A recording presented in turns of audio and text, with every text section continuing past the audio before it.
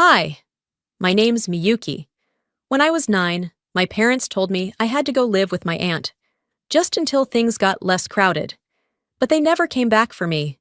They raised their real kids in the house I thought I'd grow up in. And now that I've built a life of my own, they're suddenly proud. They want my money, my name, my story. But how do you forgive people who only remember you once you're valuable again? And what happens when they show up at your award ceremony, smiling for the cameras like they never left? Let me tell you what really happened. I still remember the color of the sky that day. It was the kind of overcast you don't forget. That sticky gray that makes the air feel heavy, like it knows something's about to change. I was 9. The suitcase was too big for me, and I couldn't lift it by myself. My mother didn't offer to help. She just stood in the doorway, arms crossed, her lips pressed into that thin, familiar line that always came right before she said something that would stick to my bones for years. "They need the space more than you right now, Miyuki. It's not permanent."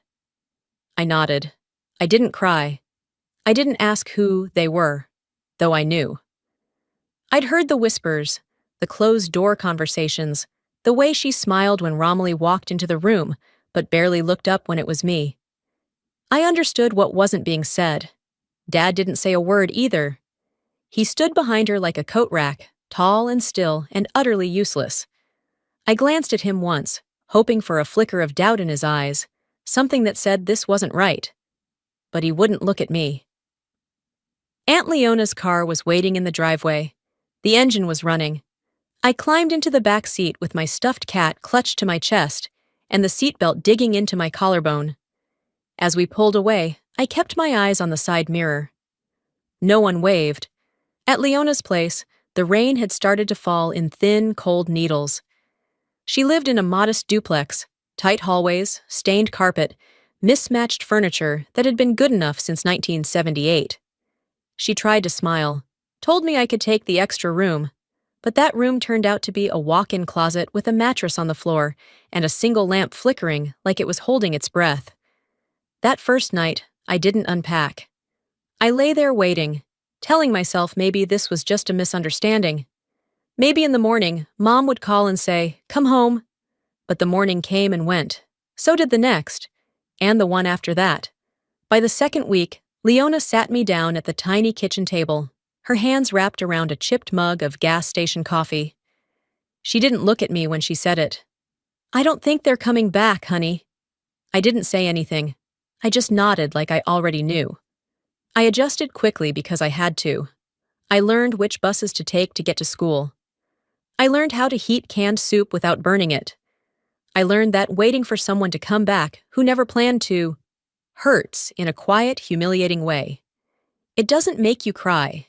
It makes you feel like you should have known better. Years passed in that same closet room. I studied hard. I worked part-time through high school, cash register, tutoring, late shifts at a laundromat.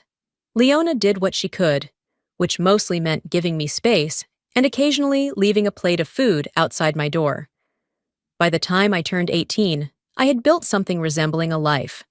That spring, I got my acceptance letter to NYU. It came in a big white envelope, thicker than the others. I opened it at the kitchen counter, my fingers trembling even though I knew what it was. I held it in my hands like proof that I wasn't what they made me feel like. Excess, leftover, inconvenient. Later that night, I took a photo of the letter and texted it to my mother. I thought maybe this was the thing that would make her respond. Not with money. I wasn't naive. But maybe a sentence, a word, some sort of acknowledgement. I waited, checked my phone before bed. Again the next morning. Nothing. No, I'm proud of you. No, good job. Not even a thumbs up. It's strange how silence can be so loud.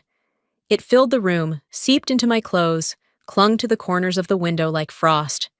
That night, I sat at the edge of my bed, still the same mattress on the closet floor, and realized something that would take years to admit out loud. It took her 5 seconds to delete my name from her world.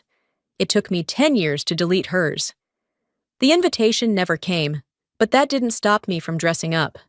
Romilly was turning 16, sweet 16, the kind where everything was pink, rented, and ridiculous. I hadn't been included in anything for years, but a cousin had let it slip during a Sunday school drop-off that there was going to be a party. Big. Catered.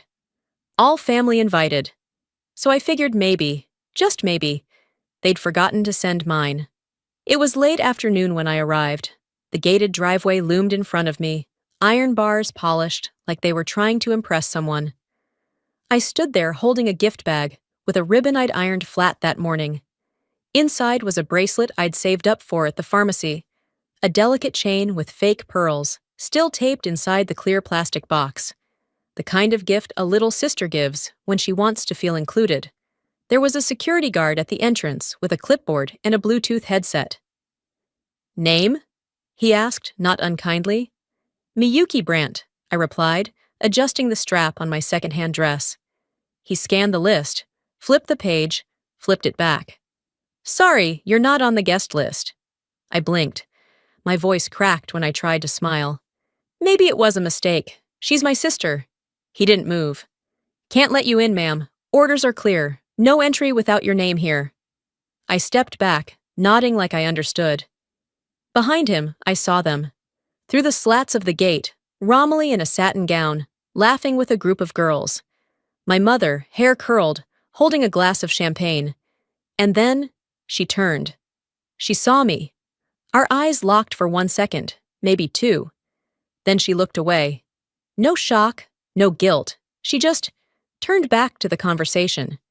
The gift bag suddenly felt heavy in my hand. I walked a few feet to the curb and sat down. I stayed there for almost 3 hours, the concrete burning through the back of my dress as the sun slipped behind the house.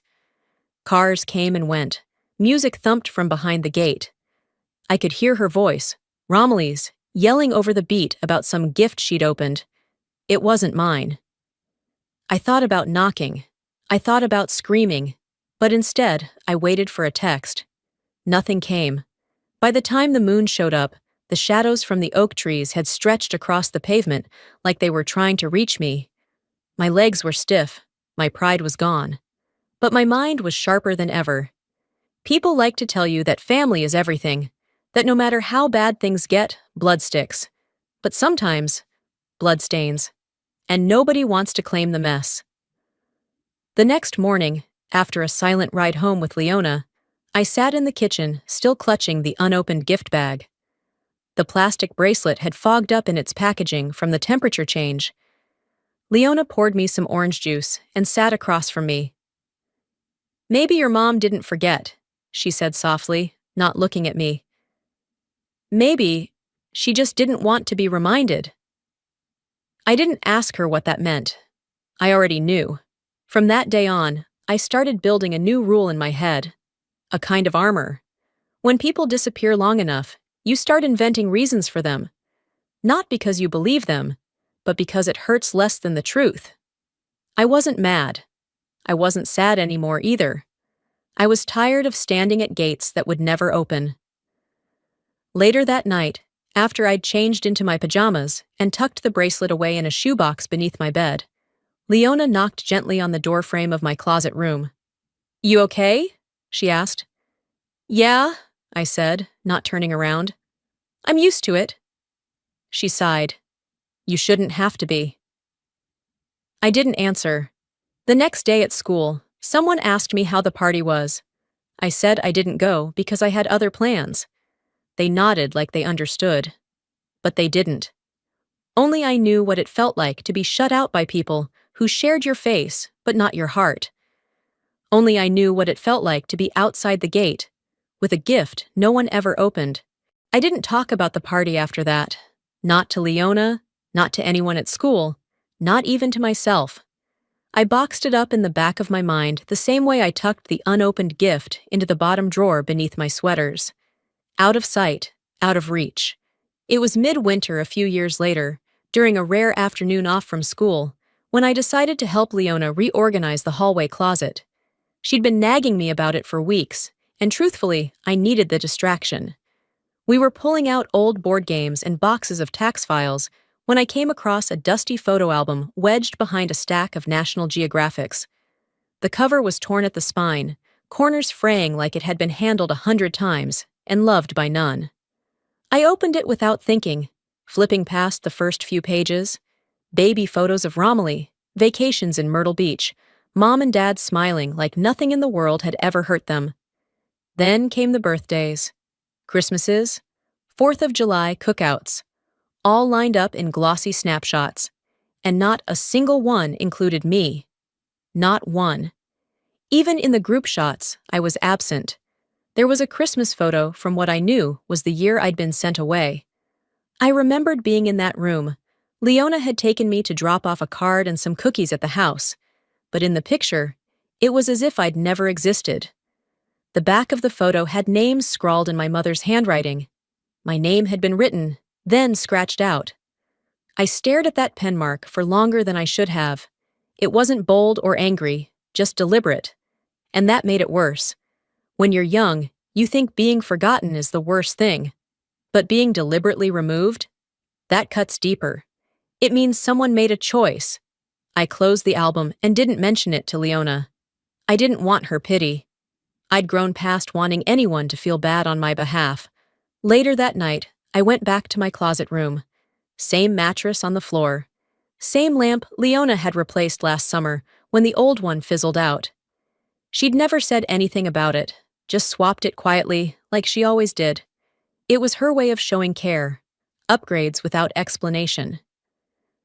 I sat down on the edge of the mattress, tugged the sleeves of my sweatshirt over my hands, and pulled out my headphones.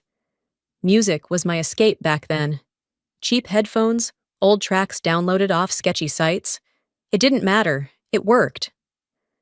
As I laid back against the wall, I glanced at the ceiling and thought, not for the first time, so this is it. The closet had stopped being temporary a long time ago. It had become mine by default. Nobody had called in years. Not for holidays, not for birthdays, not even when I made the honor roll. But sometimes, late at night, I'd wonder if she would even recognize my voice now. Would she answer if I called and said nothing? Would she know it was me? I never found out.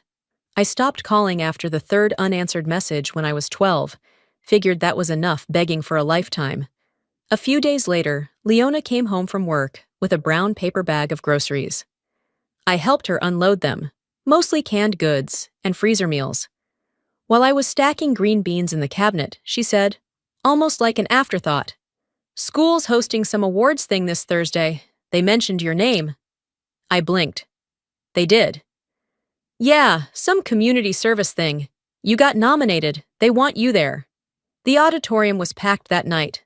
Parents in stiff button-downs, moms with proud tears, siblings fidgeting in their chairs. Leona came. She wore her nicest blouse and brought a disposable camera from Walgreens. I knew better than to expect anyone else. When it was my turn, I walked up to the stage and took the certificate without flinching. People clapped. The principal smiled. It was all very polished. In the program brochure, under each student's name, there was a photo section labeled My Family. Most had pictures, graduation shots, family vacations, studio portraits. Mine was blank. The space beneath my name sat white and untouched, like it had been skipped on purpose. I didn't explain why I hadn't submitted anything, because how do you send in a photo when none exist? As I sat back down next to Leona, she didn't say anything, just reached over and gave my hand a quiet squeeze. I didn't cry. Not because I wasn't moved, but because I'd started learning how to survive applause meant for people who were never in the picture to begin with. Some girls get erased from the frame. Others learn to stop standing still. The certificate from the school ceremony stayed folded in my top drawer for months. I never framed it, never mentioned it again. But something about that empty photo box on the program, it changed me. I stopped wondering if they'd come back. I stopped hoping they'd see me. Then, out of nowhere, they did. It started with a voicemail. I was doing dishes late one night. The window cracked open to let out the steam from the pasta pot still hissing on the stove. My phone buzzed against the counter, and I wiped my hands on my shirt before pressing play. "Hey, it's Mom. Just thought it'd be nice to catch up. You know, have dinner, like old times." I stared at the phone for a while.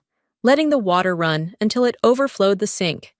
There were no old times, not between us. Whatever history she thought we shared, it didn't exist on my side of the timeline. I didn't call back, not right away. I sat with it for a few days, replayed the message more times than I want to admit. Her voice had a softness I didn't recognize, like she was trying on empathy for the first time and wasn't sure if it fit. Eventually, curiosity won. I agreed to meet. One dinner, I told myself. No expectations. Just closure, if that's what she was really offering. The restaurant she picked was in Charleston, upscale. White tablecloths, crystal water glasses, piano music that was meant to feel elegant but came off as forced. I arrived 5 minutes early. They were already there. All of them. My mother, in pearls and a fresh blowout. My father, still as expressionless as I remembered. Romilly, tapping on her phone like she hadn't spent a decade pretending I didn't exist. And then, Jaron. I hadn't seen my younger brother since he was a teenager. Now he was a man with perfect teeth and a designer watch, like someone who'd stepped out of a catalog for people who don't sweat. They all stood when I approached, like this was some reunion show, and I was the dramatic reveal. "We're so proud of you," Mom said, pulling me into a hug that didn't land. "Look at you, successful, strong, just like we raised you to be. Like they'd raised me." Dinner started with small talk. Romilly mentioned a yoga retreat. Dad nodded silently, cutting into his steak like it owed him money. I sipped water and waited. The real reason I was there came with the dessert menus. "We actually wanted to ask you something," Jaron said, leaning forward with practiced charm. "I'm starting a business. It's got real potential. And we thought, maybe this could be a family thing. You know, finally reconnect. Build something together." Mom chimed in before I could respond. "You've got more than enough now, Miyuki. It's not about money. It's about legacy. About helping your brother succeed like you did." Romilly added, "It would mean a lot to all of us." I looked at the three of them, polished, rehearsed, dripping in that fake warmth they only seem to find when they want something. My father said nothing. He never did. His silence was his favorite form of denial. I folded my napkin slowly and set it beside my plate. "You think because I have a few commas in my bank account now, you can rewrite how this went?" I said, quietly but firmly. "You didn't raise me. You removed me. You chose a version of this family without me in it. And now that I made it anyway, you want to stick your names on the end of my story?" "Miyuki!" my mother snapped, the softness gone in an instant. "Don't be dramatic. We did what we had to do." "No," I said, standing up. "You did what made your lives easier. Don't confuse the two." Outside, the rain had started to come down. Not heavy, but enough to make the air thick with the smell of wet concrete. I pulled my coat tighter and stepped away from the restaurant's glow, heading for my car parked down the block. Behind me, I heard my mother's voice again. "You owe us, Miyuki, after everything we gave up for you." I stopped walking, turned halfway, enough to see her standing in the doorway, arms out like she was on stage. "I paid for my own survival," I said. "I won't fund your rewrite of my story." Then I got in the car and drove away. I didn't cry. I didn't shake. I didn't even raise my voice. But what scared them most was that I finally knew that. I didn't hear from them again for a few days after that dinner.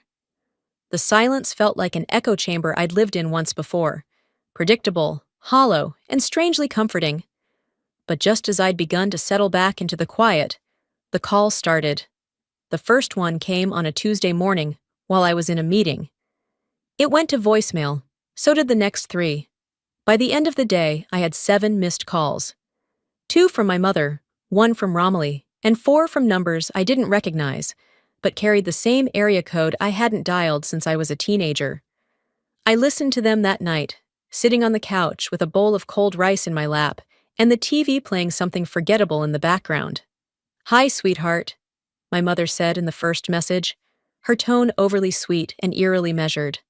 "I've been thinking about our dinner. I'm sorry if we came on too strong, but we really believe in family, you know? We were there when you had nothing. It wouldn't kill you to give something back." Romilly's voice in the next one sounded clipped, like she was annoyed she even had to do this.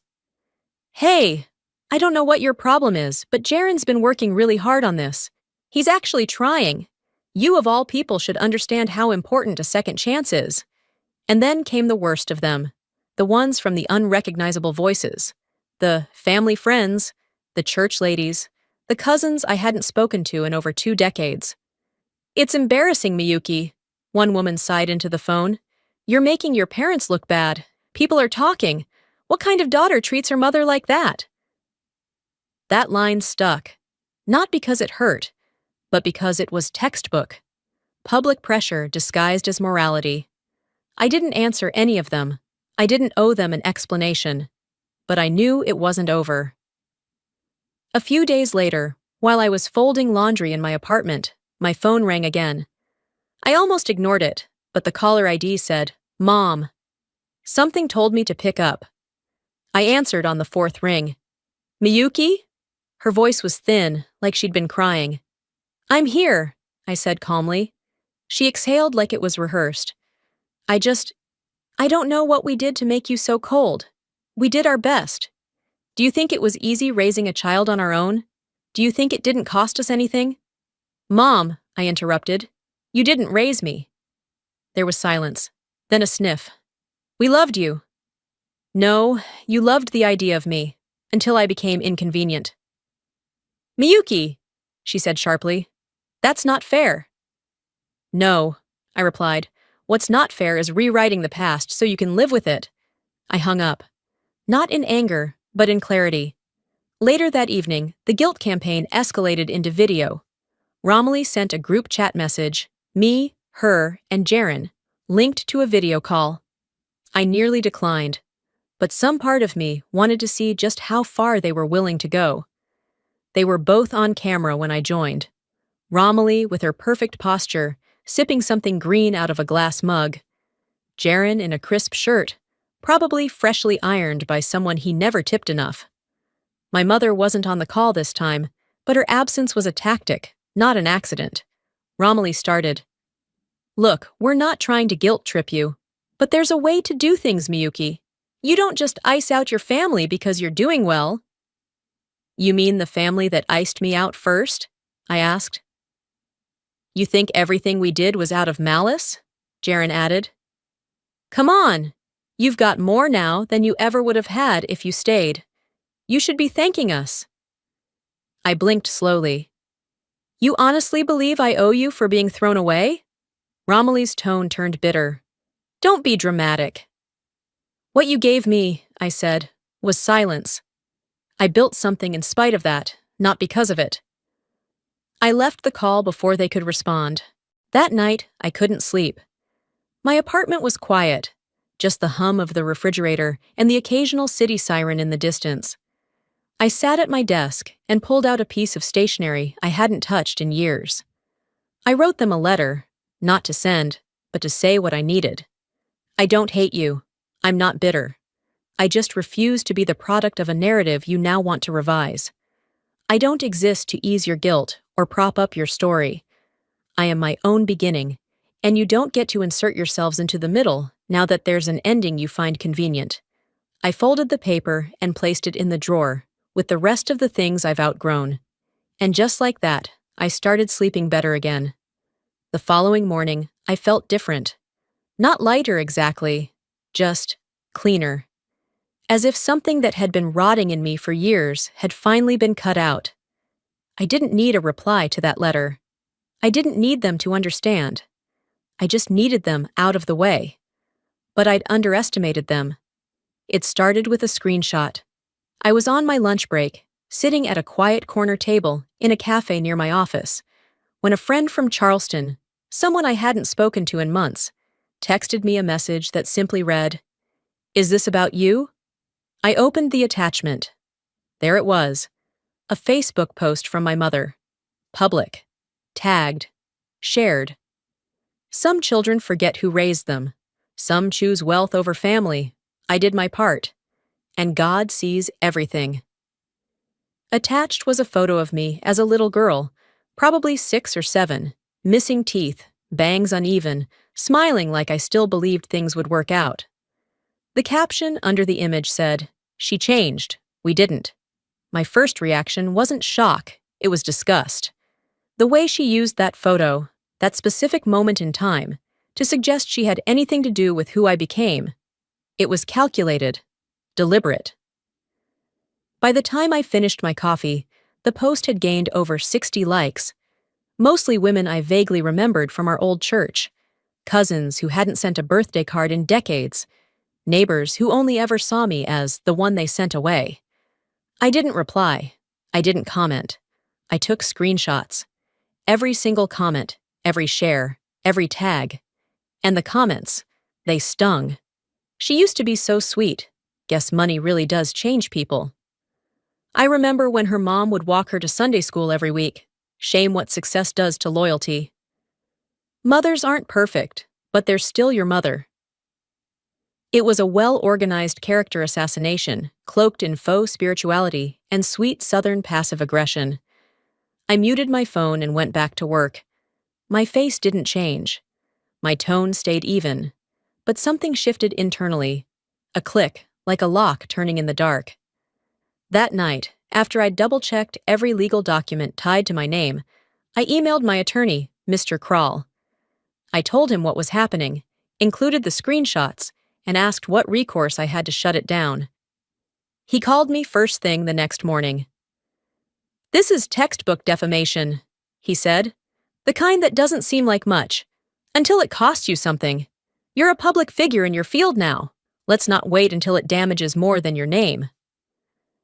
By the end of that week, we had a formal cease and desist letter drafted. I read it twice before signing. "To Delora and Harlan Brandt," it began. "This letter serves as official notice to immediately cease all defamatory, harassing, and emotionally manipulative communication directed at or concerning our client, Miyuki Rhodes." I didn't send it by email. I paid extra to have it hand-delivered. I wanted them to open something for once and realize it wasn't a gift. The day it was delivered, I kept my phone close, half expecting another avalanche of voicemails or a dramatic post about being betrayed by their own daughter. But nothing came. Not immediately. Instead, I got texts from more people in Charleston, people I hadn't spoken to since I was a child. Some asked if I was okay. Others just said, "Your mom seems hurt. Maybe give her a call?" It was almost funny, as if damage control wasn't a strategy, but a prayer request. I didn't respond to any of them. Later that week, I met with Kroll in his office. We sat across from each other, the letter laid out between us, and he asked, "What outcome are you hoping for?" I didn't hesitate. "I don't want an apology. I want distance, papered and documented." He nodded. "You're not the first client to ask for that. But most people still hope the other side will change." I looked him in the eye. I stopped hoping when I was 9. As I walked home that evening, the sun was starting to dip behind the skyline, casting long shadows on the street. I passed a florist and bought a single daisy. No reason. Just because it felt like something the girl in that childhood photo might have liked. When I got home, I placed it in a small glass on the kitchen counter. Then I logged off everything. No more feeds, no more mentions, no more holes in my piece disguised as family outreach. They wanted a scene. I gave them silence. They wanted guilt. I gave them paperwork. 3 weeks passed after the cease and desist letter was served. Quiet weeks, no calls, no sudden, "How have you been?" texts from relatives I barely remembered. No fresh social media campaigns disguised as prayers. It would have felt like peace if I didn't know better. One Saturday morning, I returned from the grocery store and found a padded envelope tucked into my mail slot. No sender listed. Inside was a photocopy of a legal document, a version of my grandmother Hazel's will. Only this one didn't look like the one I remembered her showing me years ago, in her kitchen, while she was still lucid and still trusted. In that version, I was her sole heir. In this one, my name was gone. Deleted. No notes, no corrections, just a clean surgical removal, as if I'd never existed in her lineage at all. Everything was listed under Delora and Romilly. The signature page looked newer, printed with a different date than the original I recalled. For a moment, I thought I might scream. Instead, I poured myself a glass of water, sat down at the kitchen table, and took out my phone. "Leona," I said when she answered, her voice soft with sleep. "Do you still have the original will?" She didn't hesitate. "It's in my desk drawer. Why?" I exhaled. "Because someone's been playing God again, and this time they brought ink." 2 days later, a copy of Hazel's handwritten will arrived via overnight mail. My name was there, in capital letters, underlined. She hadn't left me the house out of obligation. She'd made that choice on purpose. I called Kroll the next morning. The following Monday, we filed a formal petition in Charleston County to contest the most recent version of the will and trigger a probate hearing. This wasn't about property. It never was. I didn't need the house. I didn't even want it. What I wanted, what I demanded, was the truth on record. The day of the hearing, the courthouse lobby buzzed like a wasp nest. Local attorneys, paralegals, family friends, who had clearly taken the day off just to spectate. Some people smiled at me with sympathy. Some didn't hide their judgment. Delora sat 2 rows ahead of me, in a lavender blazer and pearls, the picture of a mother scorned but composed. Romilly wore black, as if this were a funeral. Harlan looked the same as always, present in body, absent in spirit. The judge, a middle-aged woman with reading glasses and the aura of someone who didn't tolerate posturing, called us to order. Kroll presented our evidence clearly and calmly. The date discrepancies, the differences in witnesses, the missing language that Hazel had always insisted on including. And then he pulled out a flash drive. "If the court will allow," he said, "we have an audio file, recorded accidentally by Ms. Leona Vass during a phone call with Mrs. Brandt. The content is relevant to the decedent's intent regarding the will." The judge nodded. The courtroom fell still as the playback began. Delora's voice crackled through the speakers, sharp and unmistakable. "Miyuki! That girl's not worth keeping. She's just a mouth we don't need." There was an audible intake of breath across the room. I didn't move. Romilly turned toward Delora, eyes wide, lips slightly parted. Delora said nothing. Her chin lifted slightly, defiant in the face of her own voice. The judge asked for silence. Then, after a brief recess, she returned with her decision. The court finds sufficient cause to validate the original version of the will submitted by Ms. Rhodes and deems the revised version inadmissible due to inconsistent execution and evidence of undue influence. It was over. No fireworks, no shouting, just the dry thud of a gavel and the rustling of papers. Outside, the clouds had started to gather, pushing the sun behind a dense layer of gray. I didn't stay long. I shook Kroll's hand, thanked him, and walked toward the exit. As I stepped onto the sidewalk, I heard the clicking of heels behind me. Delora. She caught up quickly, stepping in front of me. "You think you're better than us now?" she said, voice low but venomous. I paused, looked her in the eye. "No," I said evenly. "I just don't need to be part of you anymore." She blinked. Once. Twice. Then scoffed and walked away, her heels tapping the pavement in a staccato rhythm I didn't follow. I stood there a moment longer. Then I turned in the opposite direction and kept walking, and that was the last time I let her speak my name without earning it. The morning of the ruling came quietly. No texts, no warnings, no passive-aggressive prayers posted on social media. Just a gray sky, a silent cab ride to the courthouse, and the rustle of case files in Kroll's briefcase beside me. Inside, the courtroom was half empty. No camera crews, no cousins whispering behind their hands, no Romilly with her disapproving glances. Delora and Harlan weren't even there. I had a feeling they already knew the outcome. The judge entered, glasses perched low on her nose, and read through the findings without theatrics. It was clinical, precise, and exactly what I needed. This court validates the original will submitted by Ms. Miyuki Rhodes, she said, and rules that all revisions submitted after the decedent's date of cognitive decline are null. The gavel came down like punctuation at the end of a long, misshapen sentence. It was over. Kral shook my hand as we stepped into the hallway. I thanked him, then made my way outside alone. The Charleston air was thick that day, the kind of humidity that clings to your skin like old regret. I didn't go back to New York right away.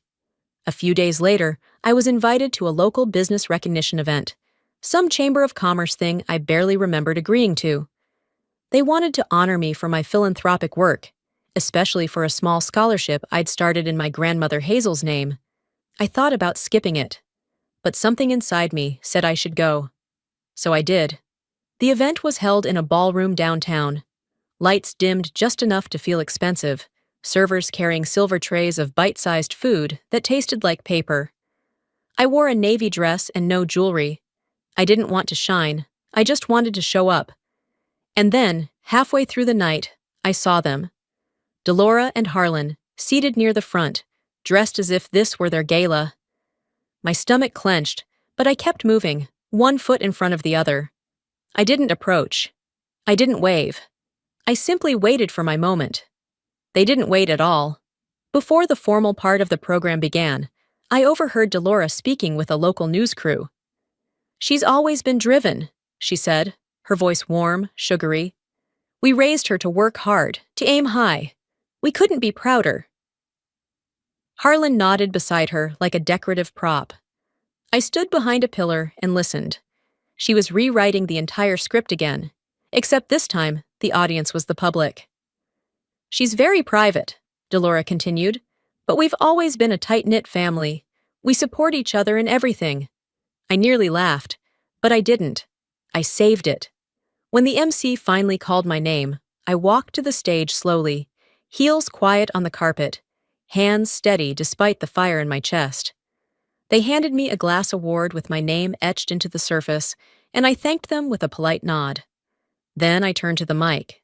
The room hushed. "I didn't grow up in a home," I began, voice level. "I grew up in a closet. I studied by the light of a desk lamp that flickered every time the heater kicked on. I paid my way through school working shifts that didn't end until morning. No one clapped for me back then. No one claimed me when it was inconvenient." A ripple moved through the audience. I let it settle before continuing. "So, if you see me standing here tonight, don't mistake it for some story of a supportive family lifting their daughter toward greatness. I didn't arrive here by invitation. I built the door myself, and I walked through it alone." Silence, then slowly applause. It wasn't explosive. It wasn't the kind that lifts a roof off, but it was honest, earned. I stepped down without looking at the table where Delora and Harlan sat, but I felt them leave. I didn't need to look to know her smile had cracked, that his silence had deepened. Later, outside the building, I stood for a while under the awning, letting the wind touch my face. One of the organizers approached and asked if I wanted to stay for photos. "No," I said. "I think I've said what I needed." As I walked back toward my car, I passed a flower shop and stopped to buy another daisy, same as before. I placed it on the passenger seat and smiled at the ridiculous tenderness of it. It wasn't revenge. It wasn't justice. It was mine. The next morning, I woke up early, not from an alarm, but from the quiet hum of something unfamiliar. Peace. I made coffee, black and strong, then stood by the window watching the steam curl upward like a ribbon trying to escape. I was halfway through my second cup when my phone lit up on the counter. Unknown number. I almost ignored it, but something told me to check. It was a text. Just a single sentence. "Hey, I saw the speech. I don't want anything. I just wanted to say, I'm sorry, and I hope you're okay." It was from Ephraim. I hadn't heard from him in years. My older brother, the one who never spoke against what happened, but also never joined in. He'd stayed silent like Dad, but there was something about his silence that felt different, less of an escape, more of a prison he'd built around himself. I stared at the message for a long time. My thumb hovered over the reply button, but I didn't type anything. There was no anger left in me for him, no hunger for apology either. But that message, it meant something. Maybe not everything, but enough. I smiled softly and placed the phone face down. By the end of that week, I was back in Charleston, not for court, not for confrontation, but for something else. I parked in front of the house Hazel had left me, the one they tried to erase me from, and stepped out into the late afternoon sun. The lawn had grown wild since the last time I was there, vines creeping along the porch railing like the house was trying to reclaim itself. I didn't flinch. Inside, everything still smelled faintly of old furniture and lavender soap. I opened every window, let the light pour in, and walked room to room in silence. I wasn't here to move in. I was here to transform it. Over the next few weeks, I met with lawyers, contractors, nonprofit advisors. I signed paperwork. I built a mission. I named it the Hazel Initiative. It would be a home, not for me, but for young women aging out of foster care. The ones who'd spent too many birthdays in shelters, too many nights in temporary places that became permanent far too quickly. They'd get clean rooms, a roof, someone to listen, and the dignity of not having to beg for love. When the city asked for a mission statement, I wrote it myself. Not everyone gets a second chance, but sometimes you can build one for someone else. It wasn't about being noble. It was about choosing to plant something in the soil where I was once buried. On the day of the ribbon-cutting ceremony, I kept it small. No press, no speeches, no honorary plaques. Just the new residents, a few trusted friends, and a quiet moment under the front porch where Hazel once sat with a book in her lap and the world at a distance. That night, as the house settled with its new heartbeat, I stayed behind for a little while. I sat on the front steps with a blanket around my shoulders, watching the porch light buzz gently above me. No one else was around, just the night air and the faint sound of laughter from inside. The kind I never heard in that house growing up. And for the first time, I didn't feel like something was missing. My phone buzzed beside me. A message from Ephraim again. Just 2 words this time. Thank you. I didn't respond. I didn't need to. They still don't know me. They still might say my name with bitterness. But it doesn't matter. I don't live in that house anymore, physically or emotionally. And for the first time, I don't need them to come looking. Some family leaves scars. Some leave shadows. But sometimes we get to decide what grows in their place. Before we wrap this story, I want to say something from my heart, especially to anyone out there who's ever been pushed aside, talked over, or told to stay silent. Sometimes the hardest part of healing isn't what they did to you. It's realizing they'll never apologize for it, and still choosing to move forward anyway. I used to think justice had to look like revenge, that it had to be loud, painful, final. Hi, I'm Lark. My parents called me useless and told me to never come back. This was after I paid off their $300,000 debt. After I skipped vacations, lived off noodles, and gave up my chance at owning a home, just so they could keep theirs.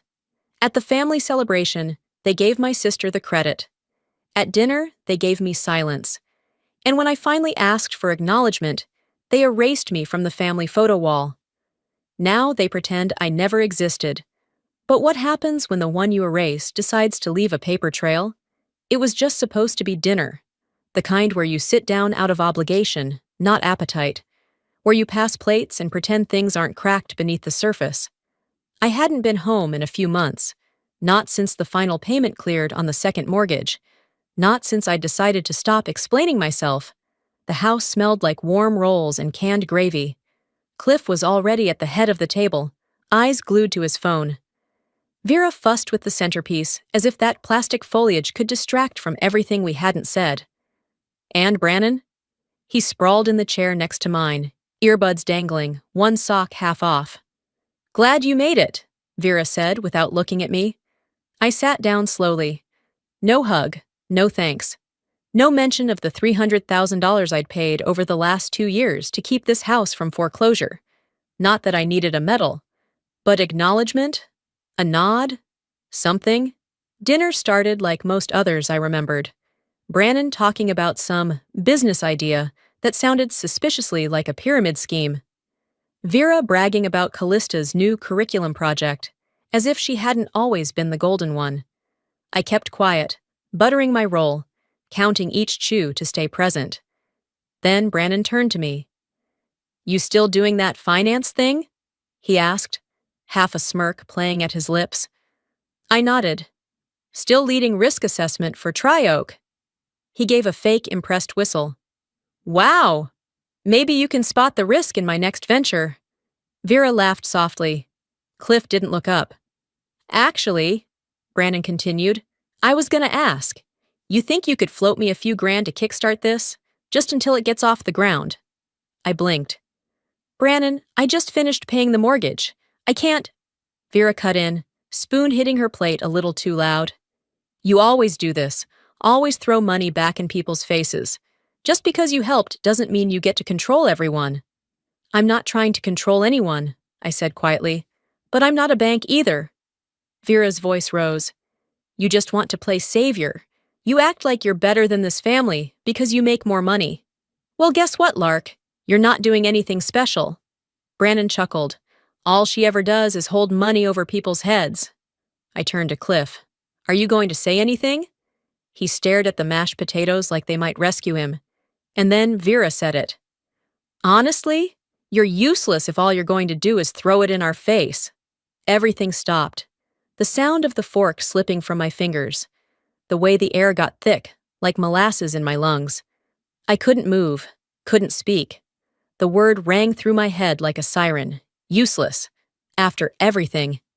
I thought about all those nights working 2 jobs, eating granola bars at my desk so I could send money home, missing out on vacations, skipping dental visits, saying no to life so they could keep theirs intact. And now? Useless. I wasn't sure how long I sat there, frozen. Time folded in on itself. My chest burned. But my voice stayed calm when I finally spoke. "I've paid the entire $300,000, I said, looking at no one and everyone. "Every dime. I have nothing left to give." Vera didn't blink. "If you feel that way, then you don't belong here anymore." She stabbed her green beans like she was talking about a grocery list, not her daughter. "And don't come back." Cliff stayed silent. Brannon shrugged, as if I'd overreacted for breathing. I rose slowly, wiping my hands on my napkin. I didn't raise my voice. I didn't cry. I just looked around the table one last time. My chair pushed back, my plate half full. They weren't going to stop me. Not this time. No one followed as I walked to the door. I picked up my bag from the hook where I'd left it, slipped my coat on. I paused, one hand on the knob, and let the weight of the last 10 years press into my spine, then drop. As I stepped into the evening air, I felt the chill wrap around me like clarity. My heart beat steadily, not with fear, but with something I hadn't felt in a long time, certainty. They told me not to come back. And I think, maybe I finally agree. 3 weeks before that dinner, before I was told I didn't belong, I stood outside the banquet hall, staring at the golden letters stenciled across the glass doors. Family Resilience Celebration. That's what they were calling it. A night to honor our survival, the triumph over financial ruin. I had survived all right. Quietly. At my desk. Through wire transfers and silent sacrifices. I showed up because I was invited. Not because I expected thanks. But part of me still hoped they'd remember. Inside, the room buzzed with the warmth of laughter and sparkling cider. Table linens in dark green and ivory. Framed photos of the house on display near the podium, like it had endured something on its own. Vera floated from table to table like she'd orchestrated a gala. Cheeks kissed, arms clasped. Cliff stood near the front, drink in hand, nodding to every compliment like it belonged to him. My name wasn't on any of the signs. I found my seat near the back, past the cousins, behind the church friends. The card read, Guest of Dorn Family. I stared at it, then flipped it over. Blank on the back. Callista took the stage first. Her voice carried effortlessly, polished and soft, practiced like every one of her leadership luncheon speeches from school. This home has been the beating heart of our family, she said. But it was our unity, our shared faith, that truly kept it standing. She spoke of her role in coordinating calls with the bank, of keeping our parents calm through every twist, and how she and Brannon brainstormed creative ways to restructure the household budget, none of which ever happened. Then came the phrase, if I hadn't co-signed that initial refinance, she paused for effect, none of this would have been possible. I blinked. My breath caught in the back of my throat. She hadn't co-signed anything. I had. I remembered the bank manager's office, the way the pen felt in my hand as I signed the paperwork no one else was willing to touch. Because I had the credit, because I had the income, because I didn't say no. Vera took the mic next. Without Callista's backbone, none of this would have been possible, she said. She carried us. There was applause. People clapped. Some even stood. I sat, still. A woman I vaguely remembered from church leaned toward me and whispered, You must be so proud of your sister. I managed a nod, but something behind my ribs fractured. My mind drifted.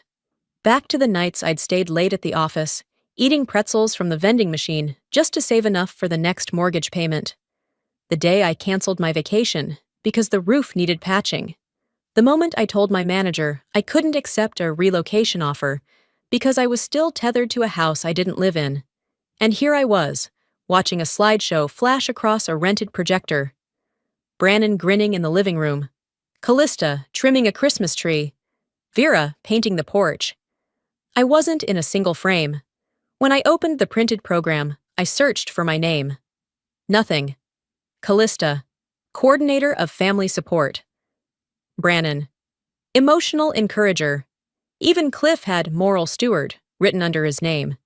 There was no lark, no mention of the money, no line at the bottom thanking all contributors. Brannon wandered over with a half-filled glass and a crooked smile. Loosen up, he said. You didn't do it for the credit, right? He didn't wait for an answer. He never needed one. I stared down at my speech draft, tucked neatly in the side of my purse. I had written it 3 days ago, in case someone handed me the mic. A few words about perseverance, about second chances. It didn't matter now. I slipped it out, tore it in half. Dessert hadn't even been served yet. But I stood, smoothed my skirt, and pushed in my chair. Nobody noticed. As I passed the front table, I caught Vera's eye. She was laughing at something Brannon said. I don't even think she saw me walk by. Outside, I waited for the valet. The night air stung a little, not from the cold, but from the stillness. I unlocked my phone, opened the draft folder, and deleted the only speech I'd ever written for myself. This wasn't my celebration. It never had been. I just paid the invoice. 2 weeks had passed since the banquet. 2 weeks since I watched them rewrite the story I had paid for. I told myself I wouldn't look back, wouldn't dig, but the silence that followed only made the questions louder. Late one Thursday evening, I sat cross-legged on the floor of my apartment, surrounded by unopened folders, worn bank statements, and years of quiet obedience. I'd already brewed a second cup of tea I wouldn't finish. My phone rested on the table, screen dark, notifications muted. I wasn't avoiding anyone. No one was reaching out. I started flipping through my payment history, not for proof, just to remind myself that I hadn't imagined it, that I had, in fact, paid every installment on time. One entry from 18 months ago made me pause. A wire labeled Final Mortgage Clearance that I didn't remember marking as final. The amount, $14,800, was higher than usual, and the destination account didn't match the regular routing number I had saved. My chest tightened. I logged into my bank's online portal, pulled up the full transfer record, and saw that it had been rerouted to a joint account under 2 names, Marcus Morrow and Callista Dorn. Not mine. Not even partially. I stared at the screen long enough for it to dim, then went cold again. The next morning, I called the mortgage lender. I told them I was reviewing past contributions and asked if I could confirm my involvement on the loan. After a few minutes of hold music and polite small talk, the rep returned. "Ma'am, the only borrowers listed on this property are Mr. Morrow and Ms. Dorn," she said. I cleared my throat. "But I've been sending payments from my account for over 2 years." "Yes, we see the payments," she replied. "But since your name isn't on the original or amended documents, those are classified as voluntary third-party contributions. No legal obligation, no equity." I thanked her and hung up before my voice cracked. Voluntary? Third party. I felt like I'd just stepped into a courtroom without realizing I was on trial. I emailed the county records office and requested a full title history. It arrived in my inbox the next morning. I opened the PDF and scrolled. There it was. My name. On the original refinance document, signed in person 3 years ago at the credit union branch on Reading Road. I remembered the cold pen. The sting of knowing my credit score had become more useful than my presence.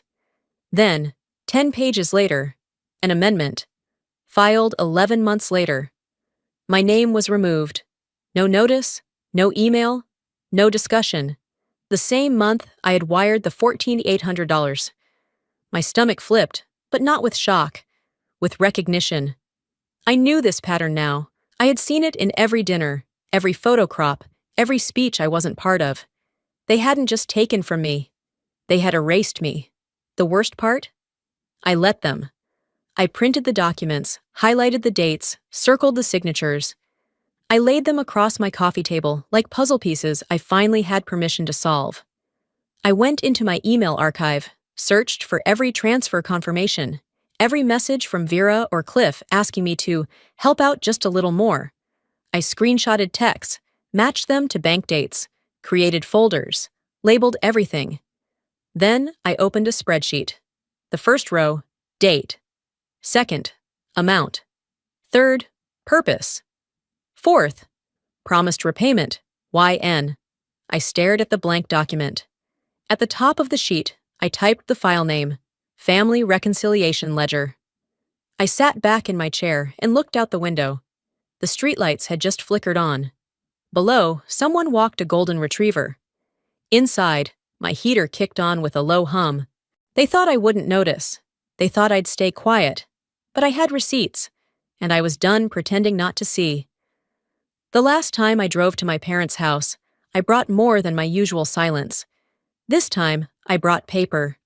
They'd invited me to dinner for Cliff's birthday. A peace offering, they called it. Vera said it would be good to be a family again. I knew better. They wanted control back. But I agreed. Not because I was interested in playing nice. I came to deliver something they didn't expect. The truth, in writing. It was a Thursday evening when I pulled into the driveway. The porch light was already on. The yard looked the same, too much mulch, solar lights blinking out of sync. I parked behind Brannon's car, shut off the engine, and took a deep breath. Inside, the house was loud with laughter. Callista's voice rang from the kitchen. Vera hovered over something on the stove. Cliff sat in the recliner, eyes glazed at the TV.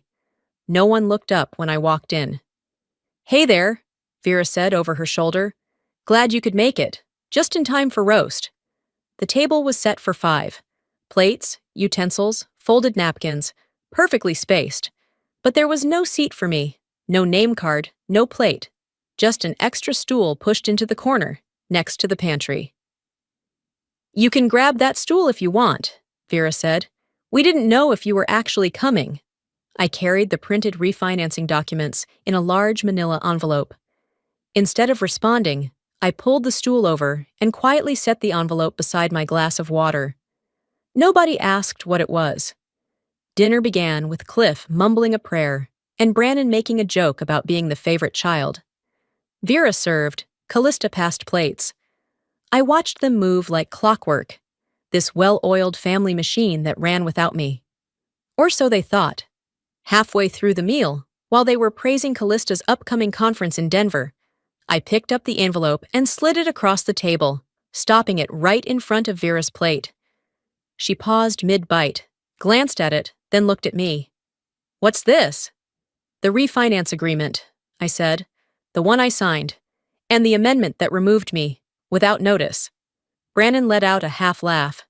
"Still obsessed with receipts, huh?" Callista shifted in her seat, took a sip of water. Cliff tried weakly. "Let's not turn this into something ugly."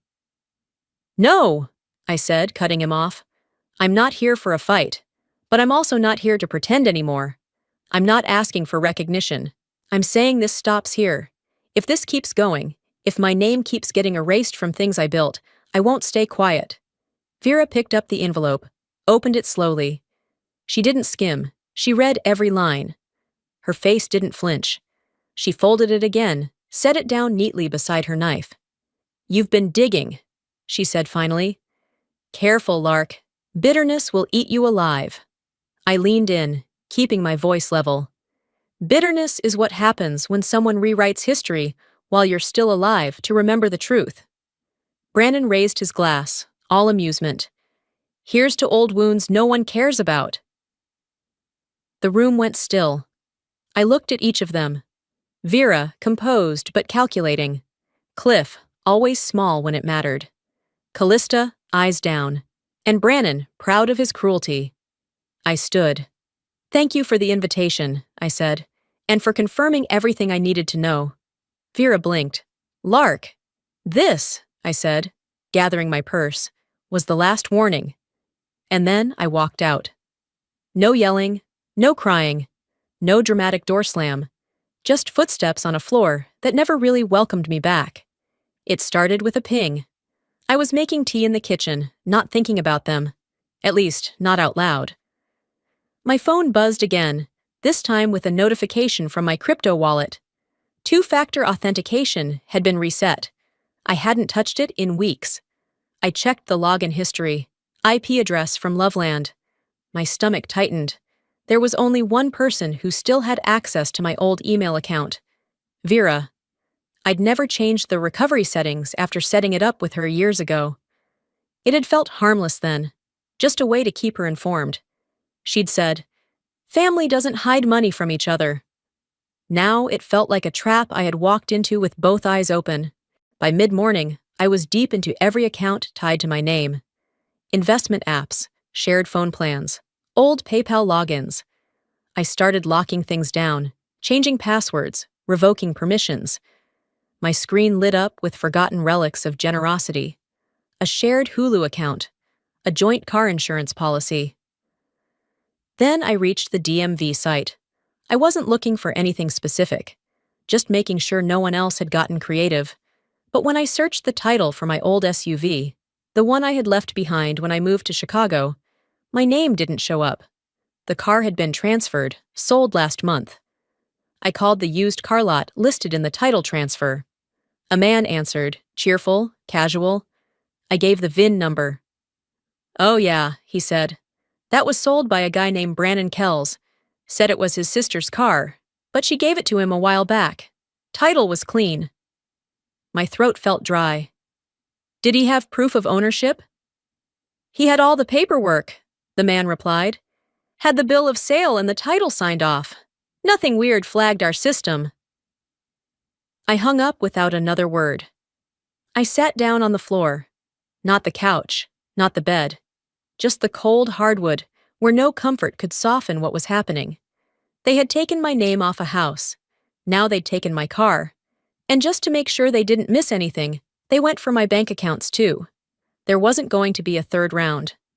I opened my laptop, clicked to my Zoom account, and set up a group call. I gave it a title, Clarification. They joined one by one. Vera's face appeared first, blurry and too close to the camera. Cliff next, seated behind her, eyes already tired. Callista wore a light cardigan and kept glancing off screen. Brannon was the last, chewing gum, smirking. I didn't wait for them to ask why we were meeting. "You went into my investment accounts," I began, voice steady. "You used an email I trusted you with. You sold my vehicle. without consent, and for 2 years I've watched you cash in on my effort while pretending I never existed. Silence. I continued. So here's how this goes from now on. If any of you contact me for anything other than a legal matter or a formal apology, I will block you permanently. Not just phone and email. I will have every connection scrubbed. Brannon leaned back. Someone's feeling dramatic. Vera's expression tightened. You think you're above us now? That because you moved away and got your fancy job, you get to talk to us like we're criminals? No, I said. I don't think I'm above anything. I think I'm done being beneath it. Callista looked up for the first time. Her lips parted like she might say something, but then she didn't. Cliff just stared into the void, the way he always did when decisions got hard. I ended the call. Then I got to work. I reported the vehicle title misuse to the DMV, logged the crypto breach, archived every transfer I had ever sent. I closed the joint phone plan, revoked all shared logins. I changed the email recovery options Vera had once insisted on helping me set. As I typed, I could feel something new building inside me. Not rage, not grief. A border. A final, clear border. That night, as I sat by the window, watching the train lights flicker through the city haze, my phone buzzed again. A message from Callista. Subject line, "You're going too far." I didn't open it, not yet, but I smiled. Because for the first time in a very long time, I was the one drawing the line. 1 year ago, I posted a message on Facebook. It wasn't elaborate, just a paragraph or two, thanking the people who'd helped hold the pieces together while I covered the mortgage, paid off the debts, skipped holidays, missed promotions.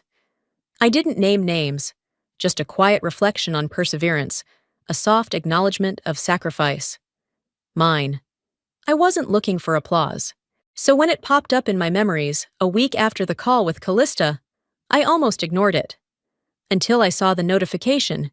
Vera Langford has shared a memory. My heart stopped before my thumb could. She had reposted my exact words, but replaced every first-person phrase with Callista's name. Where I had written, "Holding the line while everything cracked beneath us," she wrote, "Callista held the line." Where I had written, "Some things are worth standing for, even when no one sees it," she changed it to, "She stood for all of us." The caption, "So proud of our strong daughter." I didn't comment, didn't message her, I didn't need to. I just screenshotted it, saved it to a new folder titled Rewrites. Then I closed the app. 2 days later, I stood inside the fellowship hall of the local church, plastic cup of fruit punch in hand, surrounded by smiling faces and casseroles in foil pans. It was a community appreciation dinner for families that had endured, as the program called it. Vera had submitted our name weeks earlier, apparently. I'd emailed a short video clip to the church's admin assistant, something modest. A 2-minute thank you to the community for their prayers, a nod to resilience, a tribute to Grandma's faith. I knew the tone to strike, warm but real. When the presentation began, I watched as Brannon's name flashed on the screen under creative spirit of the family. A slide of him finger painting at age 6. Callista followed, heart of the home. A montage of her teaching, gardening, standing in front of the porch I'd helped refinance. My video? Never shown. I waded through the rest of the tribute reel, arms crossed, face still. Afterward, someone leaned over to Vera and whispered something. She glanced back at me, smiled, and said, "We had limited time, maybe next year." That smile was surgical. I left before dessert, again. At home, I uploaded my full video to my personal page and wrote, "Since mine didn't make it to the big screen, real voices don't always fit the narrative." It started with a few likes. Then the comments rolled in. "Brannon, ever reliable. Way to make everything about you again." I didn't wait this time. I replied, right there, public and plain. "No, I'm finally making it about me, period." He didn't respond. The next morning, I forwarded the original email chain, submission timestamp, video link, Confirmation of receipt. To the church office. I didn't accuse, just asked if they'd received everything. 3 hours later, I got a response from Pastor Reeves himself. I apologize, Lark. Your message was received. We'll follow up with the committee directly. That night, Vera called 3 times. I didn't pick up. A day later, my Facebook inbox chimed. A message from Callista. You're starting to embarrass us. What exactly do you want? I stared at the screen. What did I want? To be heard? To be thanked? To be allowed to take up space in a story I bled for? No. I wanted to make sure that the next time they erased me, they'd think twice. And this time, I wasn't using my inside voice. The envelope was thick, cream-colored, and addressed in Callista's handwriting. It had weight, like it carried more than just paper. When I opened it, I found an invitation, floral border, gold embossing, inviting me to a remembrance tea for Grandma Miriam. I almost threw it away. But I didn't. Not because I wanted to see them. I didn't. But because Grandma deserved better. Because she had written me something once that I hadn't shared yet, and I knew it was time. The tea was set for a Sunday afternoon at Vera and Cliff's house. I arrived early on purpose, hoping to avoid the crowd, to sit with the memory of the only person who never asked me to be more than I already was. The door was unlocked. No one greeted me when I stepped inside. Light piano music played low from a speaker in the corner, and the dining room table was covered with scones, fruit, and polished teacups. I turned toward the hallway leading to the living room, and froze. A collage stretched across the wall, spanning decades. Black and white wedding portraits, Polaroids from Easter Sundays, vacation snapshots, framed prints from Brannon's art shows and Callista's school awards. Not one picture had me in it. Not a school photo, not a birthday, not even the one from the porch steps where I knew I had stood with them, because I remembered the shoes I'd worn. Vera appeared beside me, holding a tray of napkins. We just used the clearest ones, she said, like she'd rehearsed it. I looked at her, but didn't respond. There was nothing to say. I turned toward the kitchen and walked away. Guests trickled in over the next hour. Neighbors, church friends, a few extended family members I hadn't seen since Grandma's funeral. The chairs in the sunroom filled quickly, and soon Callista stood by the fireplace with a stack of note cards in hand. She smiled softly. Thank you all for coming. Grandma Miriam meant so much to us. Heads nodded. A few murmurs of agreement. She used to tell me, Callista continued, that I was the one with the heart to carry us all, that I was the glue. Something inside me curled, tight, familiar. I reached into my coat pocket and closed my fingers around the letter. Grandma's real words, inked in her small, deliberate script, folded once, still intact. I waited until Callista finished. Then I stood. She never said that, I said quietly. Eyes turned. Chairs shifted. Callista blinked. Excuse me? She didn't say that, I repeated. She wrote to me, in her handwriting. I brought the letter. A bead of silence fell like a curtain.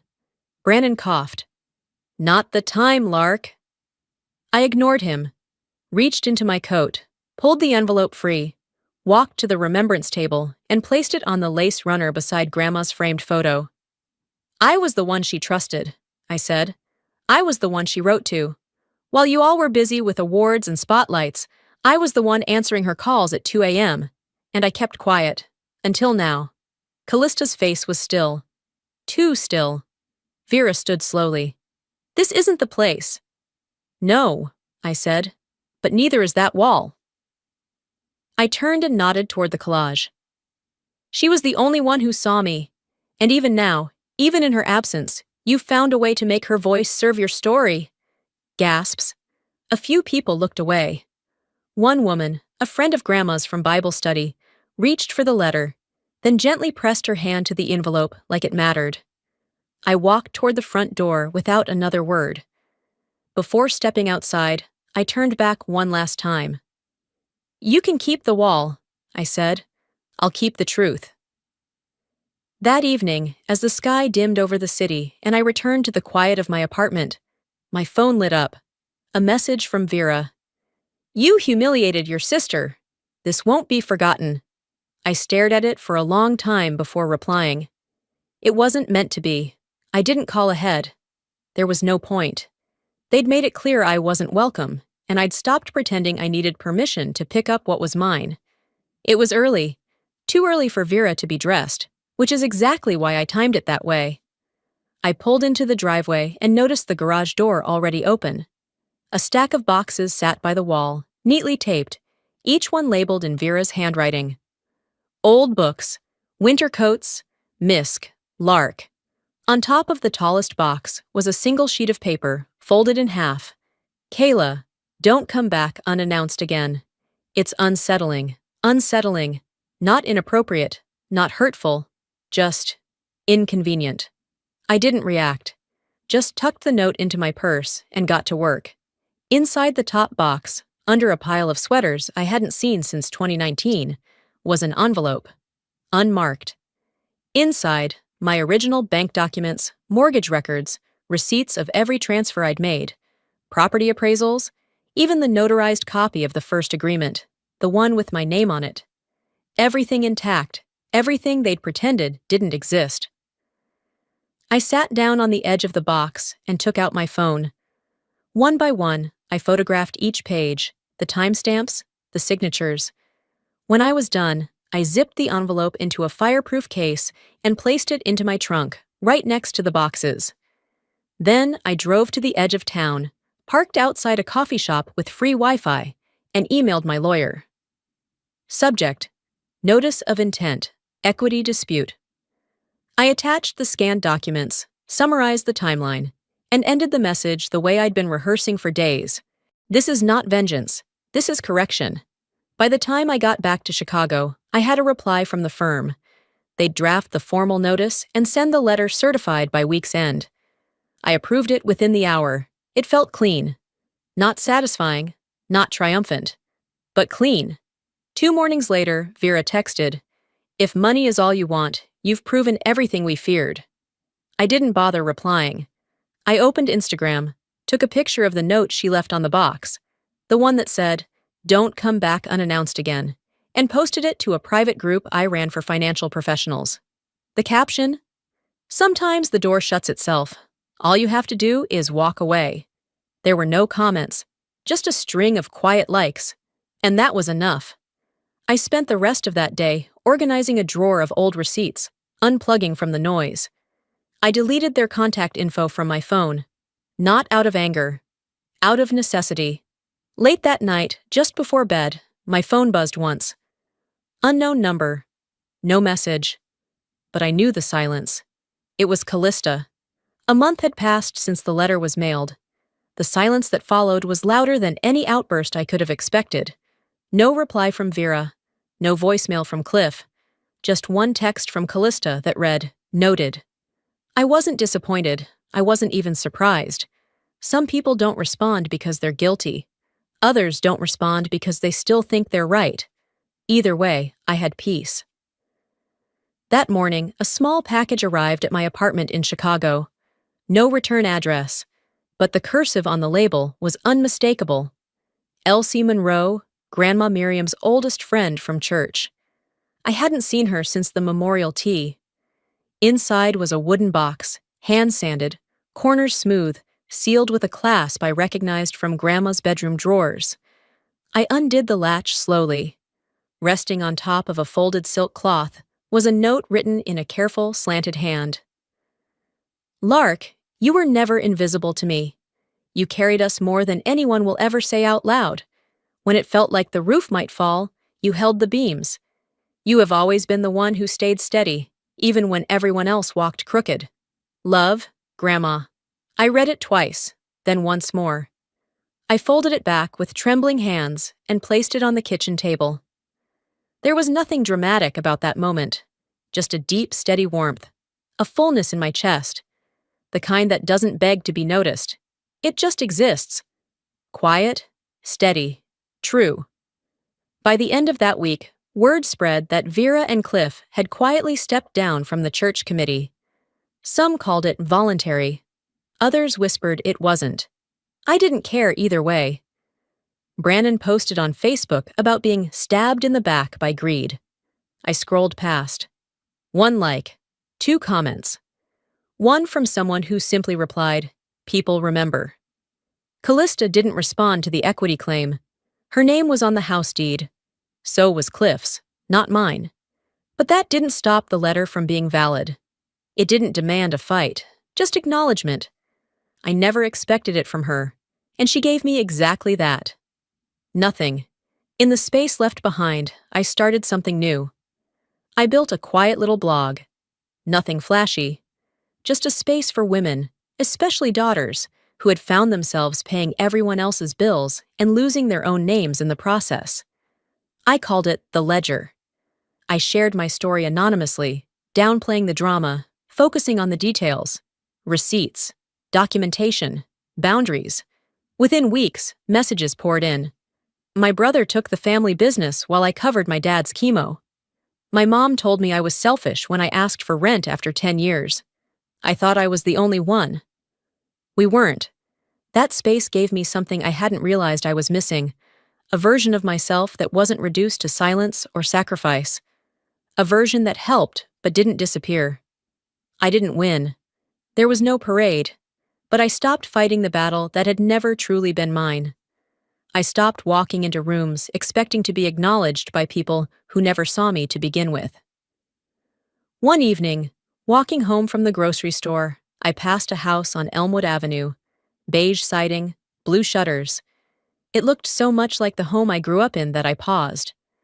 I waited for the ache, the longing, the tug of nostalgia. It never came. I stared a moment longer, then kept walking. I didn't need their forgiveness. I didn't need a redo. I just needed space. Enough quiet to finally hear my own thoughts, not filtered through guilt or debt or someone else's idea of family. And I finally had it. If there's one thing I've learned, it's this. Being the quiet one doesn't mean you owe the world your silence. Sometimes the bravest thing you can do is walk away. Not out of spite, but out of self-respect. I spent years holding a family together that was more than willing to let me carry the weight, then punish me for it. Healing didn't come from confrontation. It came from choosing myself, finally, after being everyone's second choice. Now I want to hear from you. Have you ever been the one who gave everything and got erased? What would you do differently if you could go back? Drop a 1 in the comments if this story hit home, or tell me where you're watching from. If it didn't land with you, I'd still love to hear your thoughts. Let's talk. And if this story moved you even a little, don't forget to subscribe to the channel. There's more coming, and you won't want to miss what's next. Hello, my name is Maylene. When I got pregnant, my parents said I brought shame to the family, so they forced me to marry a man they called homeless, as punishment. What they didn't know was who he really was. But that wasn't the worst part. They erased me from photos, took my name off the prayer list, told neighbors I'd run off with a stranger, and while the world clapped for their grace, I was sleeping on a mildewed mattress behind a gas station, 7 months pregnant, wondering how much more they'd take before I disappeared completely. Why would your own family rather shame you than love you? Do you want to know what happened next? I knew the room was going to feel colder the moment I stepped into it, but I didn't expect the silence to bite harder than the spring air seeping through the cracked window. My hands rested over the small swell beneath my sweater, not to shield it, but because it gave me something to hold that still belonged to me. Everyone else in that room seemed determined to strip me of everything else. Dad paced by the fireplace like he was delivering a sermon only he understood. His dress shirt, always tucked too tight, strained against his chest every time he turned sharply. My mother, Velma, sat on the edge of the couch, legs crossed, eyes stuck on the rug, like she was praying the floor would open and swallow her up before anyone asked for her opinion. And Rhiannon, my perfect sister, she leaned against the wall with her arms crossed and a smirk curling under her lip, like she was watching a rerun of a show she'd already spoiled for everyone. Say something, Dad finally snapped, his voice cracking the room open. Anything, Malin. This is your moment to explain. There's nothing to explain, I answered, steady. I had rehearsed it in my head all day, how I wouldn't beg, wouldn't cry, wouldn't lie. But saying it out loud still made my tongue feel dry. It's my baby, that's all. Rhiannon scoffed. Don't play the martyr. You weren't this silent when you let whoever it was do this to you. Velma flinched like she'd been hit, but still said nothing. Cowardice disguised as neutrality. Dad pointed toward my stomach with 2 fingers, like a judge convicting a criminal. This is not just your mistake. This stains our name, our family. You think your choices don't affect anyone else? I didn't ask you to fix it, I said, and I hated how quiet my voice came out. I didn't ask you for anything. He stopped pacing. That was my mistake, assuming he wanted dialogue. He didn't. He wanted submission. Then you have no place in this house. The words didn't echo. They didn't need to. They landed hard, like a door slammed behind you that you don't realize locks from the outside. Velma stood, walked out of the room, and returned with a black trash bag. Inside, my toothbrush, a half-used bottle of prenatal vitamins, a maternity lotion someone had given me for Christmas, and the Bible I hadn't opened in years, pages torn where I'd once underlined verses in anger. She didn't look at me, just placed it at my feet and said, "Pack the rest yourself, but you'll leave tonight." The rest happened fast. They didn't even argue about it. I wasn't allowed to be part of the meeting that decided my future. My absence, apparently proof of my guilt. 2 hours later, after I'd sat at the kitchen table, long enough to forget what comfort felt like, Rhiannon emerged from Dad's office and leaned over the counter like she was about to offer me a ride to the grocery store. "We've arranged something," she said. "Someone." She pulled out her phone, scrolled without shame, and flashed a photo of a man I didn't know, tall, disheveled, face half-shadowed. His name is Ezra. He lives out behind the gas station near Route 9. You'll marry him by the end of the week. I blinked, not out of shock, but out of disbelief that she said it so plainly. "You're serious," she laughed. "Serious as your due date. Look, you brought this on yourself. Dad's doing what he thinks is best, for the church, for the family name. You should be grateful. For being disposed of like garbage? For being given a chance to not destroy what's left." That night, they blocked my access to the family phone plan, deleted my email account. I wasn't allowed to post or contact anyone, not that I had anyone to call. Church friends had stopped returning my texts weeks ago. Silence doesn't always come with violence. Sometimes it just grows like mold, slow and thick. They gave me 7 days. But by morning, I knew I wouldn't last that long. I packed in silence. My room looked smaller than I remembered. It smelled like furniture polish and old perfume. Memories I used to think were warm now felt like dust choking my chest. The sun hadn't fully risen when I stepped onto the porch, barefoot because Velma said I didn't need to wear shoes, where I was going. I stood there for a moment, waiting for someone, anyone, to say goodbye. No one did. The neighbors were already awake. Mrs. Kim watered her front bushes and looked away the moment our eyes met. Mr. Grant opened his garage and then shut it again when he saw me. As I walked down the sidewalk, the wind caught the edge of my too-thin jacket. My fingers tightened around the trash bag strap digging into my shoulder. My stomach ached, not from the weight of the child I carried, but from the weight of what I was leaving behind. Or more accurately, what I was being forced to carry forward without a trace of where I belonged. A woman on her porch whispered to her husband, "She used to be such a nice girl." I didn't look back. What was there to see? I didn't cry when the front door shut behind me, but I did later, when they told me who I was marrying. By the time I arrived at the church, my feet were sore, and my thoughts were too tangled to untangle. 5 days had passed since I walked out of my childhood home, and every one of them had chipped away something I hadn't realized I was still holding on to. Pride. Hope. Maybe even a sliver of belief that someone, Anyone might stop this train wreck. They didn't. I hadn't seen Ezra yet. Not even a photograph this time. Just a vague description. He's quiet, doesn't cause trouble, and knows better than to ask questions. That came from Rhiannon, of course, who spoke about the whole situation like she was arranging a charity drop-off, not a wedding. The church didn't look like it had when I was a child. Or maybe I was seeing it differently now. Less sanctuary, more stage. The ceremony was set up in the back garden where the youth group used to hold Easter egg hunts. A few folding chairs lined the patchy grass. There were no decorations, no music. Just a folding table with two mismatched chairs for the signing and a wrinkled cloth that looked like it hadn't been pressed in years. Rhiannon handed me the dress she said she found at a local thrift store. "Be grateful," she muttered, eyes on her phone. "Some people don't get a second chance." "It's too small," I said, holding it up. She barely looked up. "You're not here to be comfortable. You're here to be fixed." No one helped me change. I used the church bathroom, the one with the flickering light and peeling wallpaper. The dress clung too tight across my chest and gapped oddly at the seams. I couldn't zip it fully in the back. I wrapped a thin cardigan over it and called it enough. When I stepped out, Velma gave me a once-over and turned away. Luther didn't even look. The pastor, someone I hadn't seen in years, stood near the makeshift altar with his hands folded neatly. He gave me a small nod, more out of obligation than welcome. "Let's begin," he said, like we were starting a budget meeting. Ezra appeared then, walking toward us from behind the church.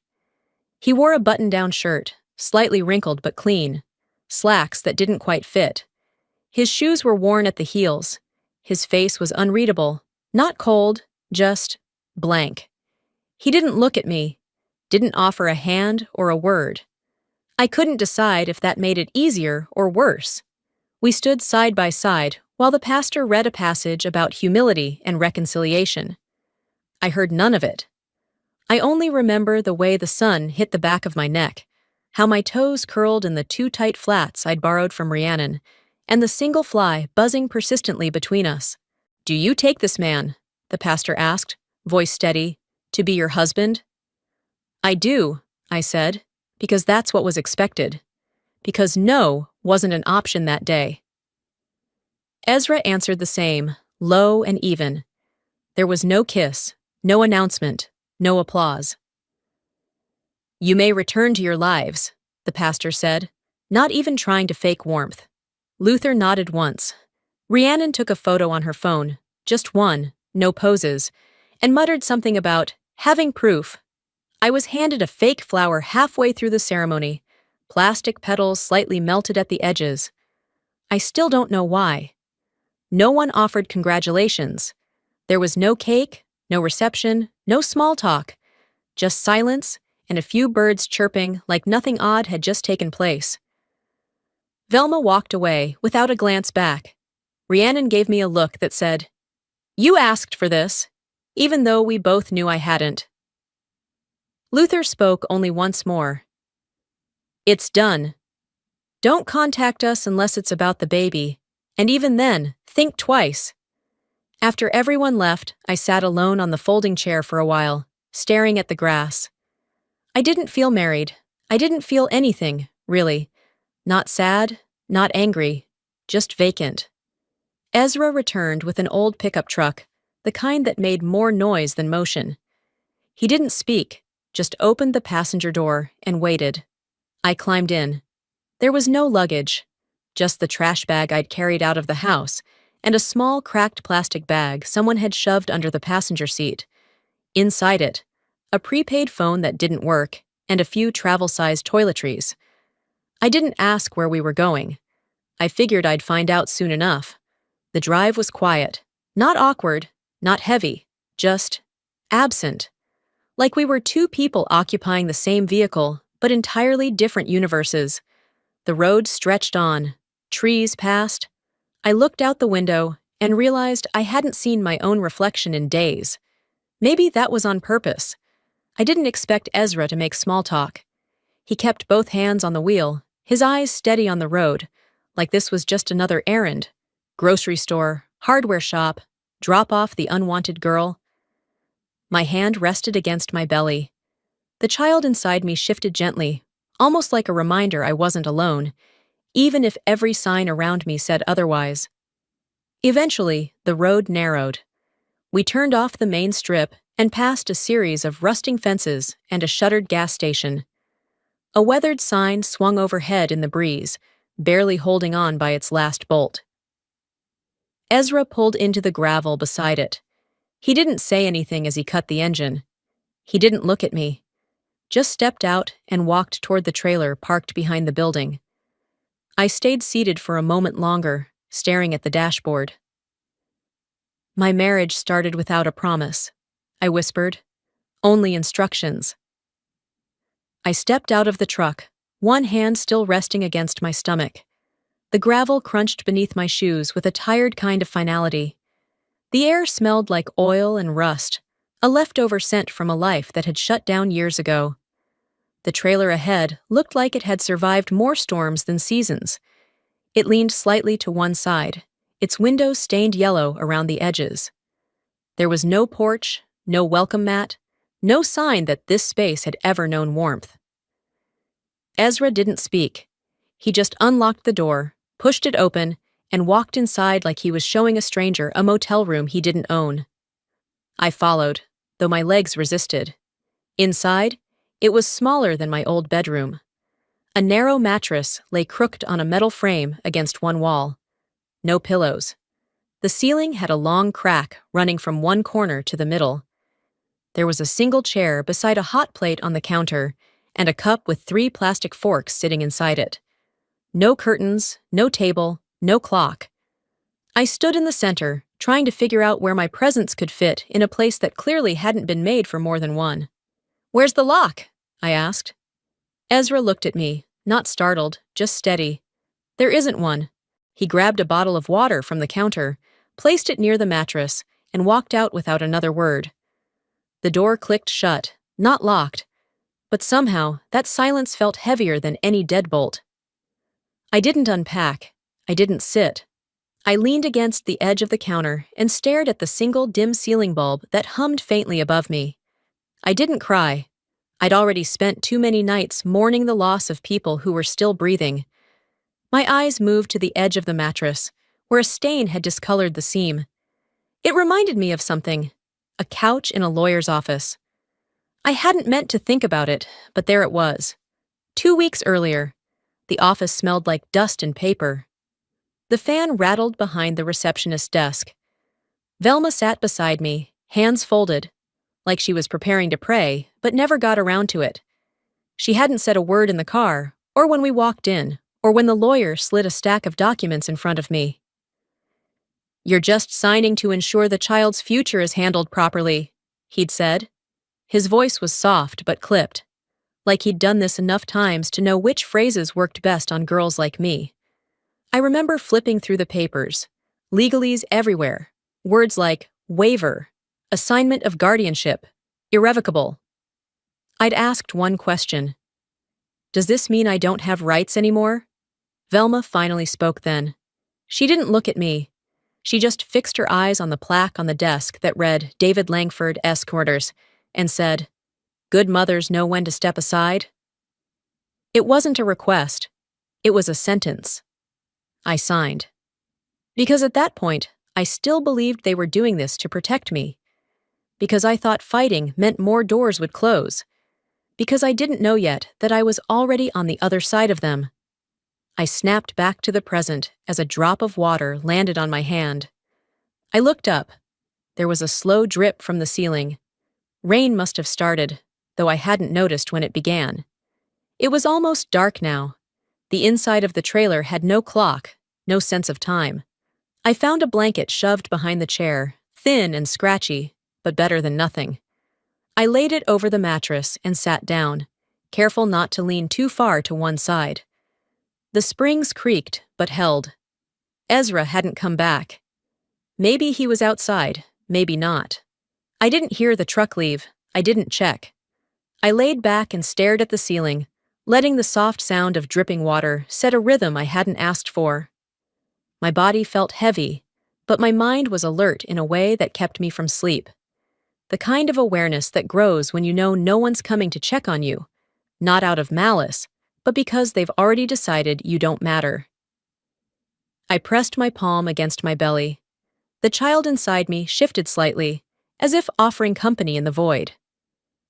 "They think I'm broken," I whispered into the dark, "but broken things are still sharp." At some point during the night, the rain had stopped. I must have drifted off for a while, though I couldn't say when. There was no clock, no ticking, no sunrise pouring in through the yellowed windows, just the soft creak of metal under me and the faint scent of wet dust clinging to the ceiling. I opened my eyes slowly, my back stiff from the uneven mattress, and my body unsure whether rest had happened at all. I sat up, pulling the blanket around my shoulders like it could shield me from more than just cold. My mouth was dry, but I didn't move. I listened for the sound of footsteps or the truck. Nothing. Stillness held its breath around me. Then a knock. Soft. Twice. I hesitated, then stood and opened the door just enough to see Ezra's hand extend toward me. He didn't look at me, didn't say a word. In his palm was a small paper plate with 2 slices of toast and a hard-boiled egg, perfectly peeled. I blinked. By the time I stepped fully into the doorway, he was already walking away, the screen door of the gas station creaking open as he disappeared behind it. I sat at the edge of the mattress, staring at the food like it might come with a condition. I waited a full minute, then I took a bite. It was dry, no butter, no salt on the egg, but it was warm, and it hadn't been left out of pity or duty. I could tell. It was the kind of gesture that didn't need a name. I didn't eat like I was starving. I ate like I was remembering how to let something into my body that wasn't fear. The day stretched long. Ezra came and went without a word, the truck coughing out its usual rattle as it pulled away around noon. He returned with a few canned goods and bottled water, stacking them on the small shelf beside the hot plate. Still no questions, no explanations. By afternoon, the heat had pushed through the thin trailer walls. I opened the small side window to let in some air, and that's when I saw her. A woman, older, gray sweater, sensible shoes, walking along the edge of the lot, carrying a tote bag of what looked like groceries. She paused near the fence, her eyes catching mine. She didn't wave. She didn't smile. But she didn't look away either. For a second, I thought she might come closer. Ask something, say something. She didn't. Just kept walking, disappearing down the road, like I hadn't been standing there at all. The trailer felt quieter after that. I cleaned slowly, not because it needed it, though it did, but because I needed to touch something and make it better, even if just a little. I wiped the counters, rinsed out the cup of plastic forks, and refolded the threadbare blanket. I tried the burner phone again. Still nothing. No bars, no messages, no hope. I'd lost track of how many days had passed since I last heard my name spoken without judgment. That night, Ezra didn't return. I waited until dark, then later. I stepped outside once, thinking maybe I'd hear the truck's engine or see headlights in the distance, but the night was still, thick. The gas station sat silent, its windows like blind eyes, refusing to acknowledge me. I went back inside, lit the small lamp near the mattress, and sat in the chair. There was no note, no sign of where he'd gone. Just the memory of toast on a paper plate, and silence that now felt more like absence than mercy. By morning, still nothing. I considered leaving. The thought wrapped itself around my chest like a wire pulled tight. But leave to where? I had no ID, no phone signal, no address memorized that hadn't already erased me. Walking out into nowhere felt no different than staying here. At least this place had walls. By nightfall, a storm rolled in. The wind pushed hard against the side of the trailer, whistling through the edges of the window frame. Rain started slow, then hard. I shoved the mattress to one corner as a slow leak appeared in the ceiling. The drip pattered steadily onto the linoleum, forming a shallow puddle that crept under the chair legs. I pulled the blanket tighter around my shoulders and moved beneath the small metal table near the window. It wasn't comfort, but it was cover. Lying there in the dark, I realized something. I wasn't scared the way I used to be. The fear wasn't of being alone or forgotten. It was the fear of being seen just enough to be abandoned. Again. They'd already done that. Ezra may have left, or maybe he was nearby. Either way, his silence had been a kind of presence that now, in its absence, revealed itself as a strange form of care. And yet, I didn't cry. I'd done that already. In lawyers' offices, in locked bedrooms, on sidewalks where neighbors looked through me. Grief had become a quiet rhythm inside me now, not a scream, but a slow echo. I pressed my back against the floor, the metal table pressing low above me, the rain providing the only soundtrack. I thought about Velma, about the way she had once brushed my hair when I had a fever, about the way she looked at the floor when she told me to sign away my right to be a mother. I had already lived through the funeral of their version of me, and I had survived it. The air inside the trailer had grown still by early dawn, warm from the storm's leftover humidity.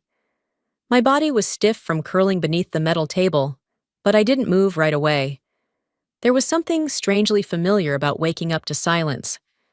Like it had become my default alarm clock, absence ringing louder than presence ever could. Then I heard the door. Not loud, not rushed. Just the soft sound of a key turning and the hinge moaning open like it hadn't been used in years. I sat up slowly, the blanket slipping off my shoulder, and saw a pair of polished boots step inside. Ezra.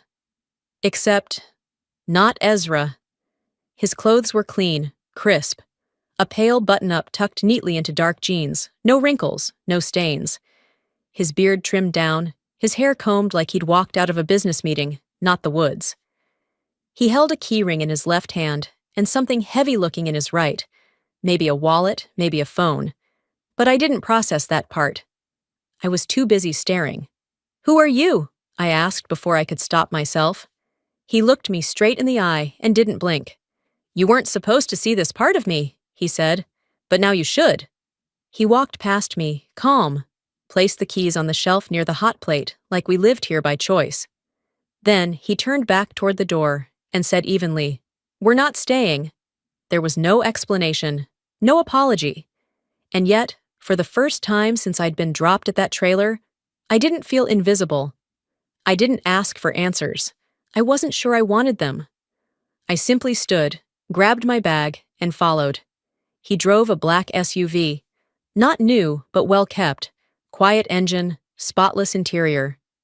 The contrast from the rusted-out pickup was enough to make me check the passenger door twice, just to be sure it was real.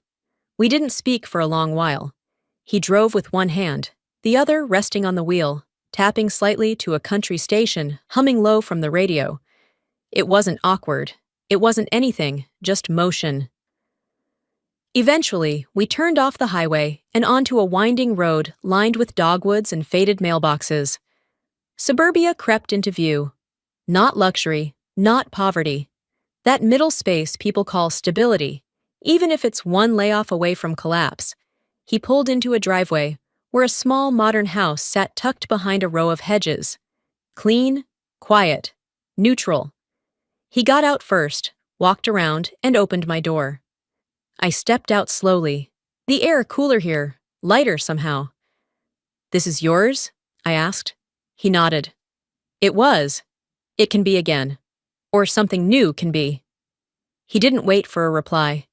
Just walked toward the front door and let it swing open. I followed. Inside, it smelled like cedar and something herbal. Fresh.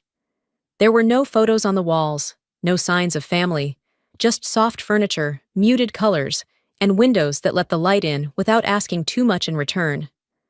I didn't ask what he did or where he'd been. I knew better now than to look for answers where survival had been the priority. Instead, I sat on the edge of the couch and let myself exhale. Hours passed. He moved around quietly, unpacking a few things into the kitchen, adjusting a thermostat, checking the fridge. I stayed in the living room. No words were exchanged, but I didn't feel discarded. Late that afternoon, the laptop on the coffee table pinged. Ezra opened it, clicked once, then closed it again.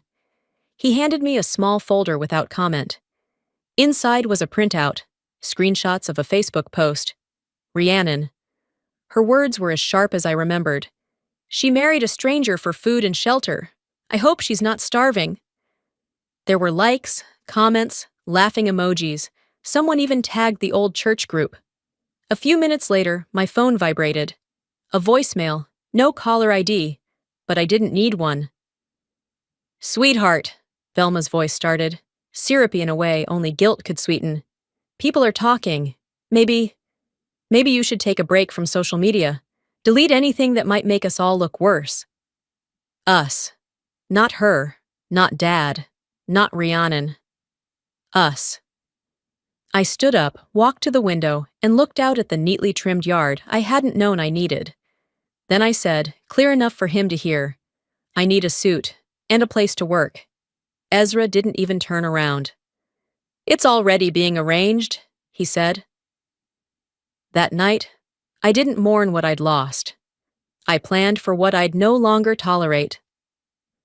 1 week later, I stood outside the courthouse in Harrisburg, the morning sun catching on the glass facade like it was daring me to step inside.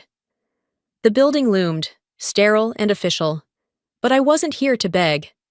I was here to begin.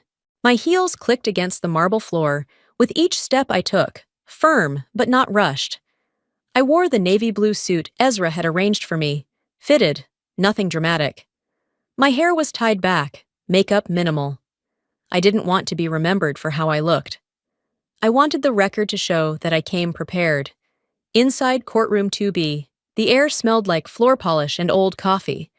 A clerk called my name, mispronounced it slightly, but I didn't correct her. Not anymore.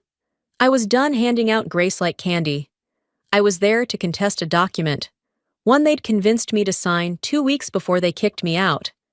A waiver, a legal form that stripped me of parental rights and handed control of my future child to the very people who had treated me like a stain. The judge glanced over the file, then at me. "You're requesting a reversal of the waiver based on coercion?" "Yes, Your Honor." "And you're filing for formal legal emancipation from your parents?" "Yes." There was a pause. I didn't fill it. Flashbacks don't usually come like film reels.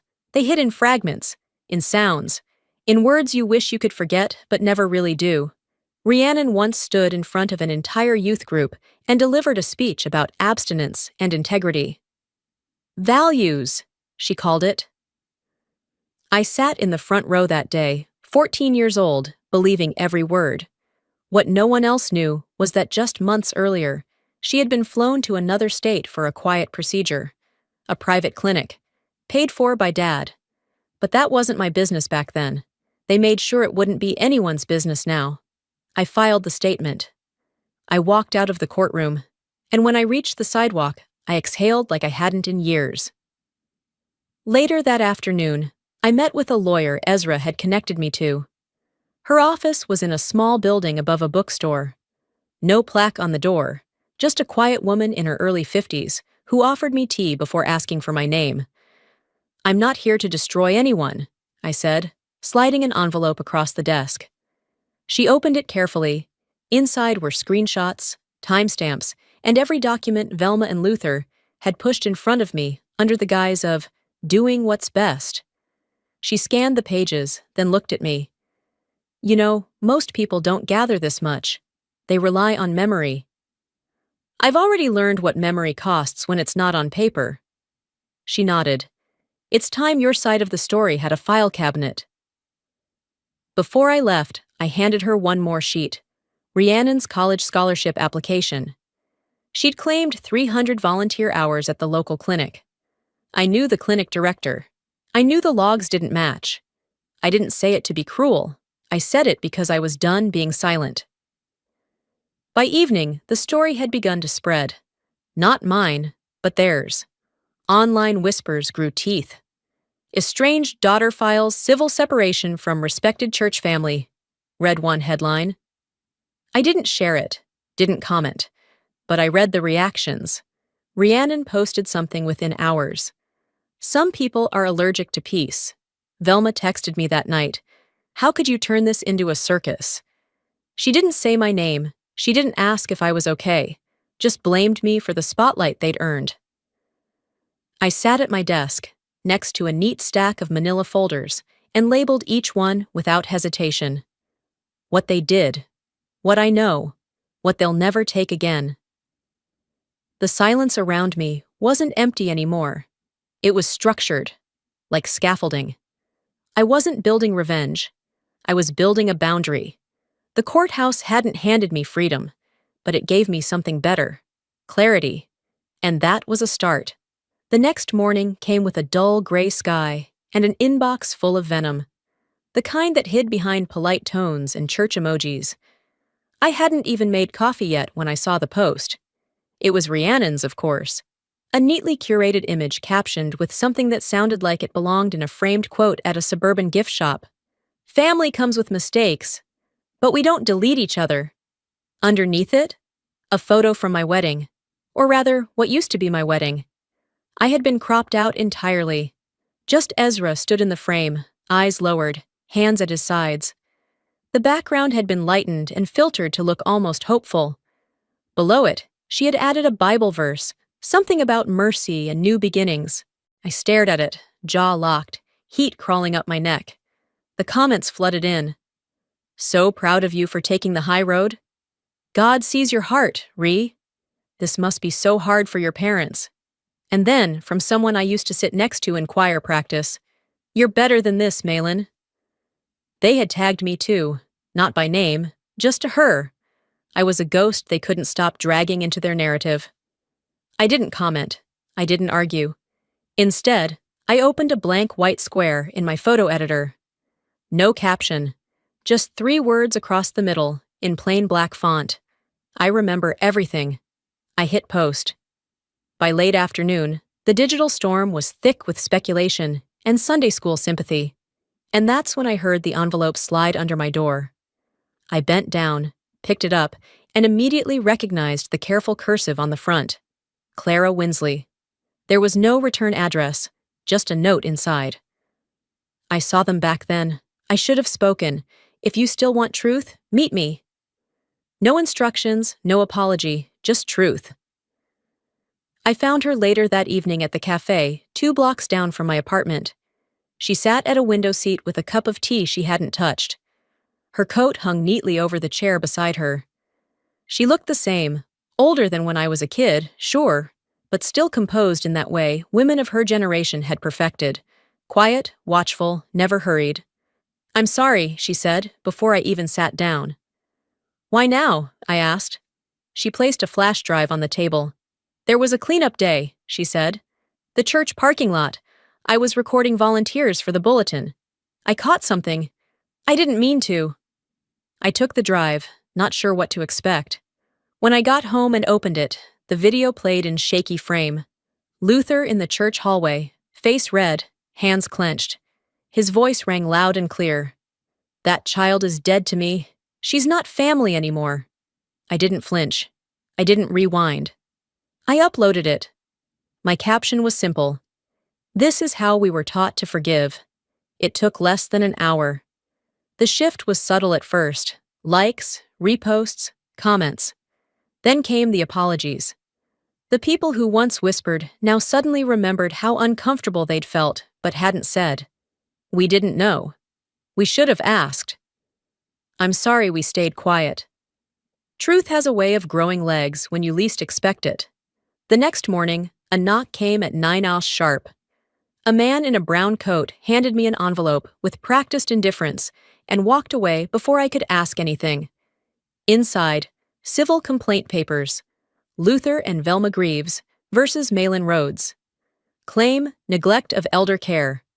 Claim, moral abandonment, filed under Pennsylvania's filial responsibility law. Attached were glossy photographs of Velma leaning on a cane at the pharmacy, Luther in bed with a humidifier behind him, and, of course, Rhiannon wiping a tear at Sunday service. They had staged their suffering. The hashtag started trending by lunch. Family first. Ungrateful daughter. Honor thy parents. A local radio station even quoted a church leader. It's tragic when children forget who raised them. I didn't go online to defend myself. I went live. My face bare, hair pulled back, no music, no filter. There is no law, I said, looking into the camera, that demands you fund your own erasure. There is no honor in pretending people didn't harm you just because they share your blood. I paused. My conscience is clear. Is yours? Then I ended the stream. The next notice I received wasn't a message. It was another court summons, with my name finally spelled right. 10 days later, the courthouse steps felt different beneath my heels. Not heavier, not lighter, just real. I had walked those same tiles when I filed my petition. Back then, there was still some hesitation, the kind you carry when you're not sure if people will listen. But this time, I wasn't here to be heard. I was here to be recorded. The courtroom was cool and still, like always. No buzz of chatter, no eye contact, just seats filled with faces pretending to be neutral, and a judge looking like he'd rather be somewhere else. I sat alone. Ezra offered to come, but I told him no. Not because I didn't want him there, but because this wasn't his fire to walk through. Velma and Luther sat 3 rows behind me, flanked by their attorney and someone from the church. Rhiannon was there too, of course. Designer bag, expensive blouse, face painted in manufactured sorrow. The judge cleared his throat. We'll begin with the plaintiff. Their lawyer stood and began listing grievances. Emotional distress, familial rejection, and an alleged obligation I had failed. There were buzzwords thrown around: moral duty, familial tradition, abandonment. I let them talk. When it was our turn, my attorney stood and said calmly, "We'll be presenting evidence of coercion, misrepresentation, and sustained emotional harm directed at my client." He played the video first, the one Clara had recorded without realizing it. The courtroom watched as Luther screamed into a hallway years ago.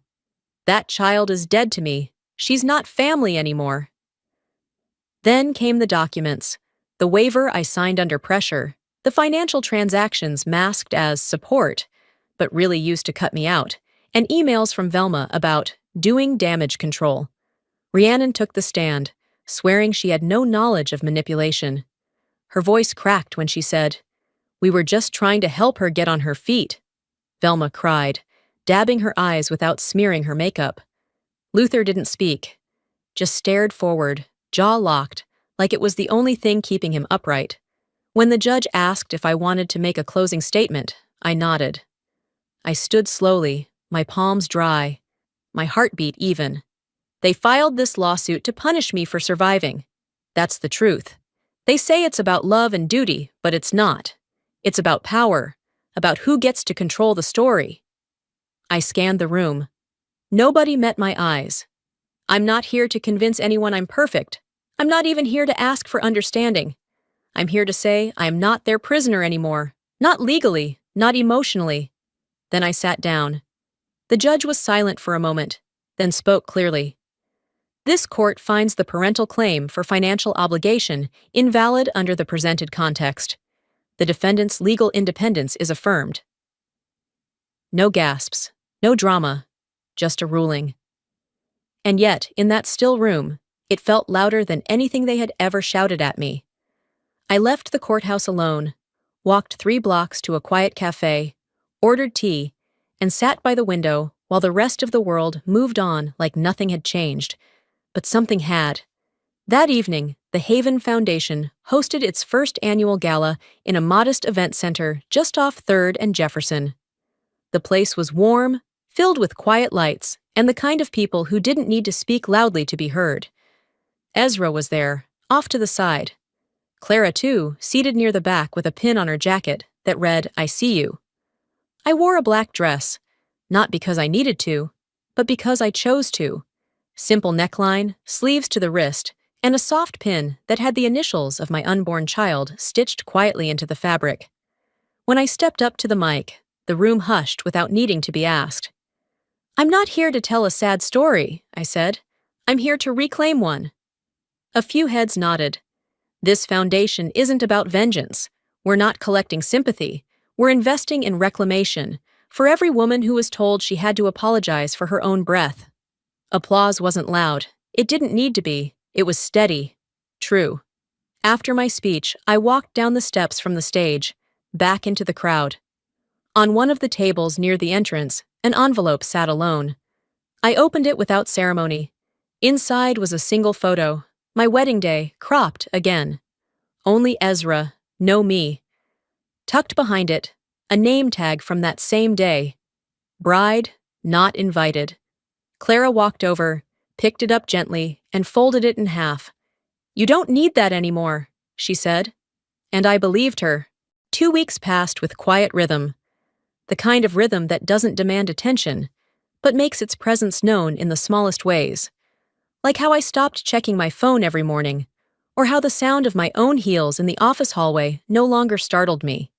At the Haven Foundation, the light from the windows felt softer now. Or maybe I was learning how to let it in without squinting. My calendar was full. Meetings with new clients, budget reviews, a proposal to open a second shelter in the county. My desk wasn't just where I worked. It had become a place where I rebuilt the world on my own terms. That morning, I logged into a secure banking portal, scrolled through transaction records, and clicked Confirm on a wire transfer. The account was labeled Private Trust. Ezra had set it up months ago without asking. No fanfare, no conditions. The total amount, enough to cover the overdue mortgage on my parents' house and the full balance on Luther's medical bills. When the banker asked over the phone, "Would you like to include a message with the transfer?" I said, "No, just proof of payment."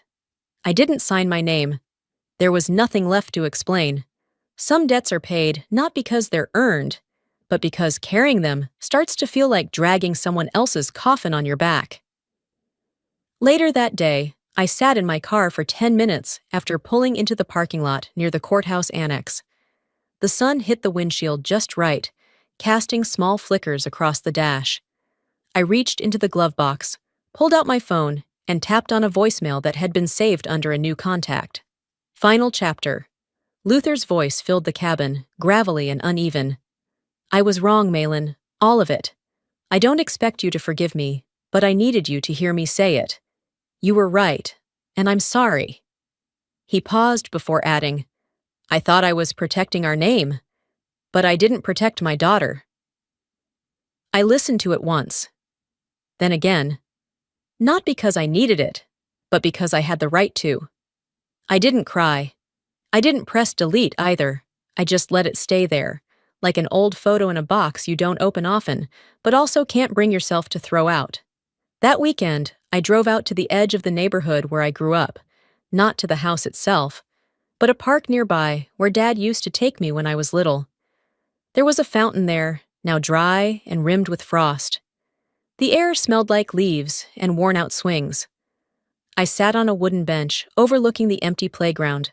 No kids, no laughter, just wind and time. From my coat pocket, I pulled out a small letter I'd written to myself the week after the court ruling.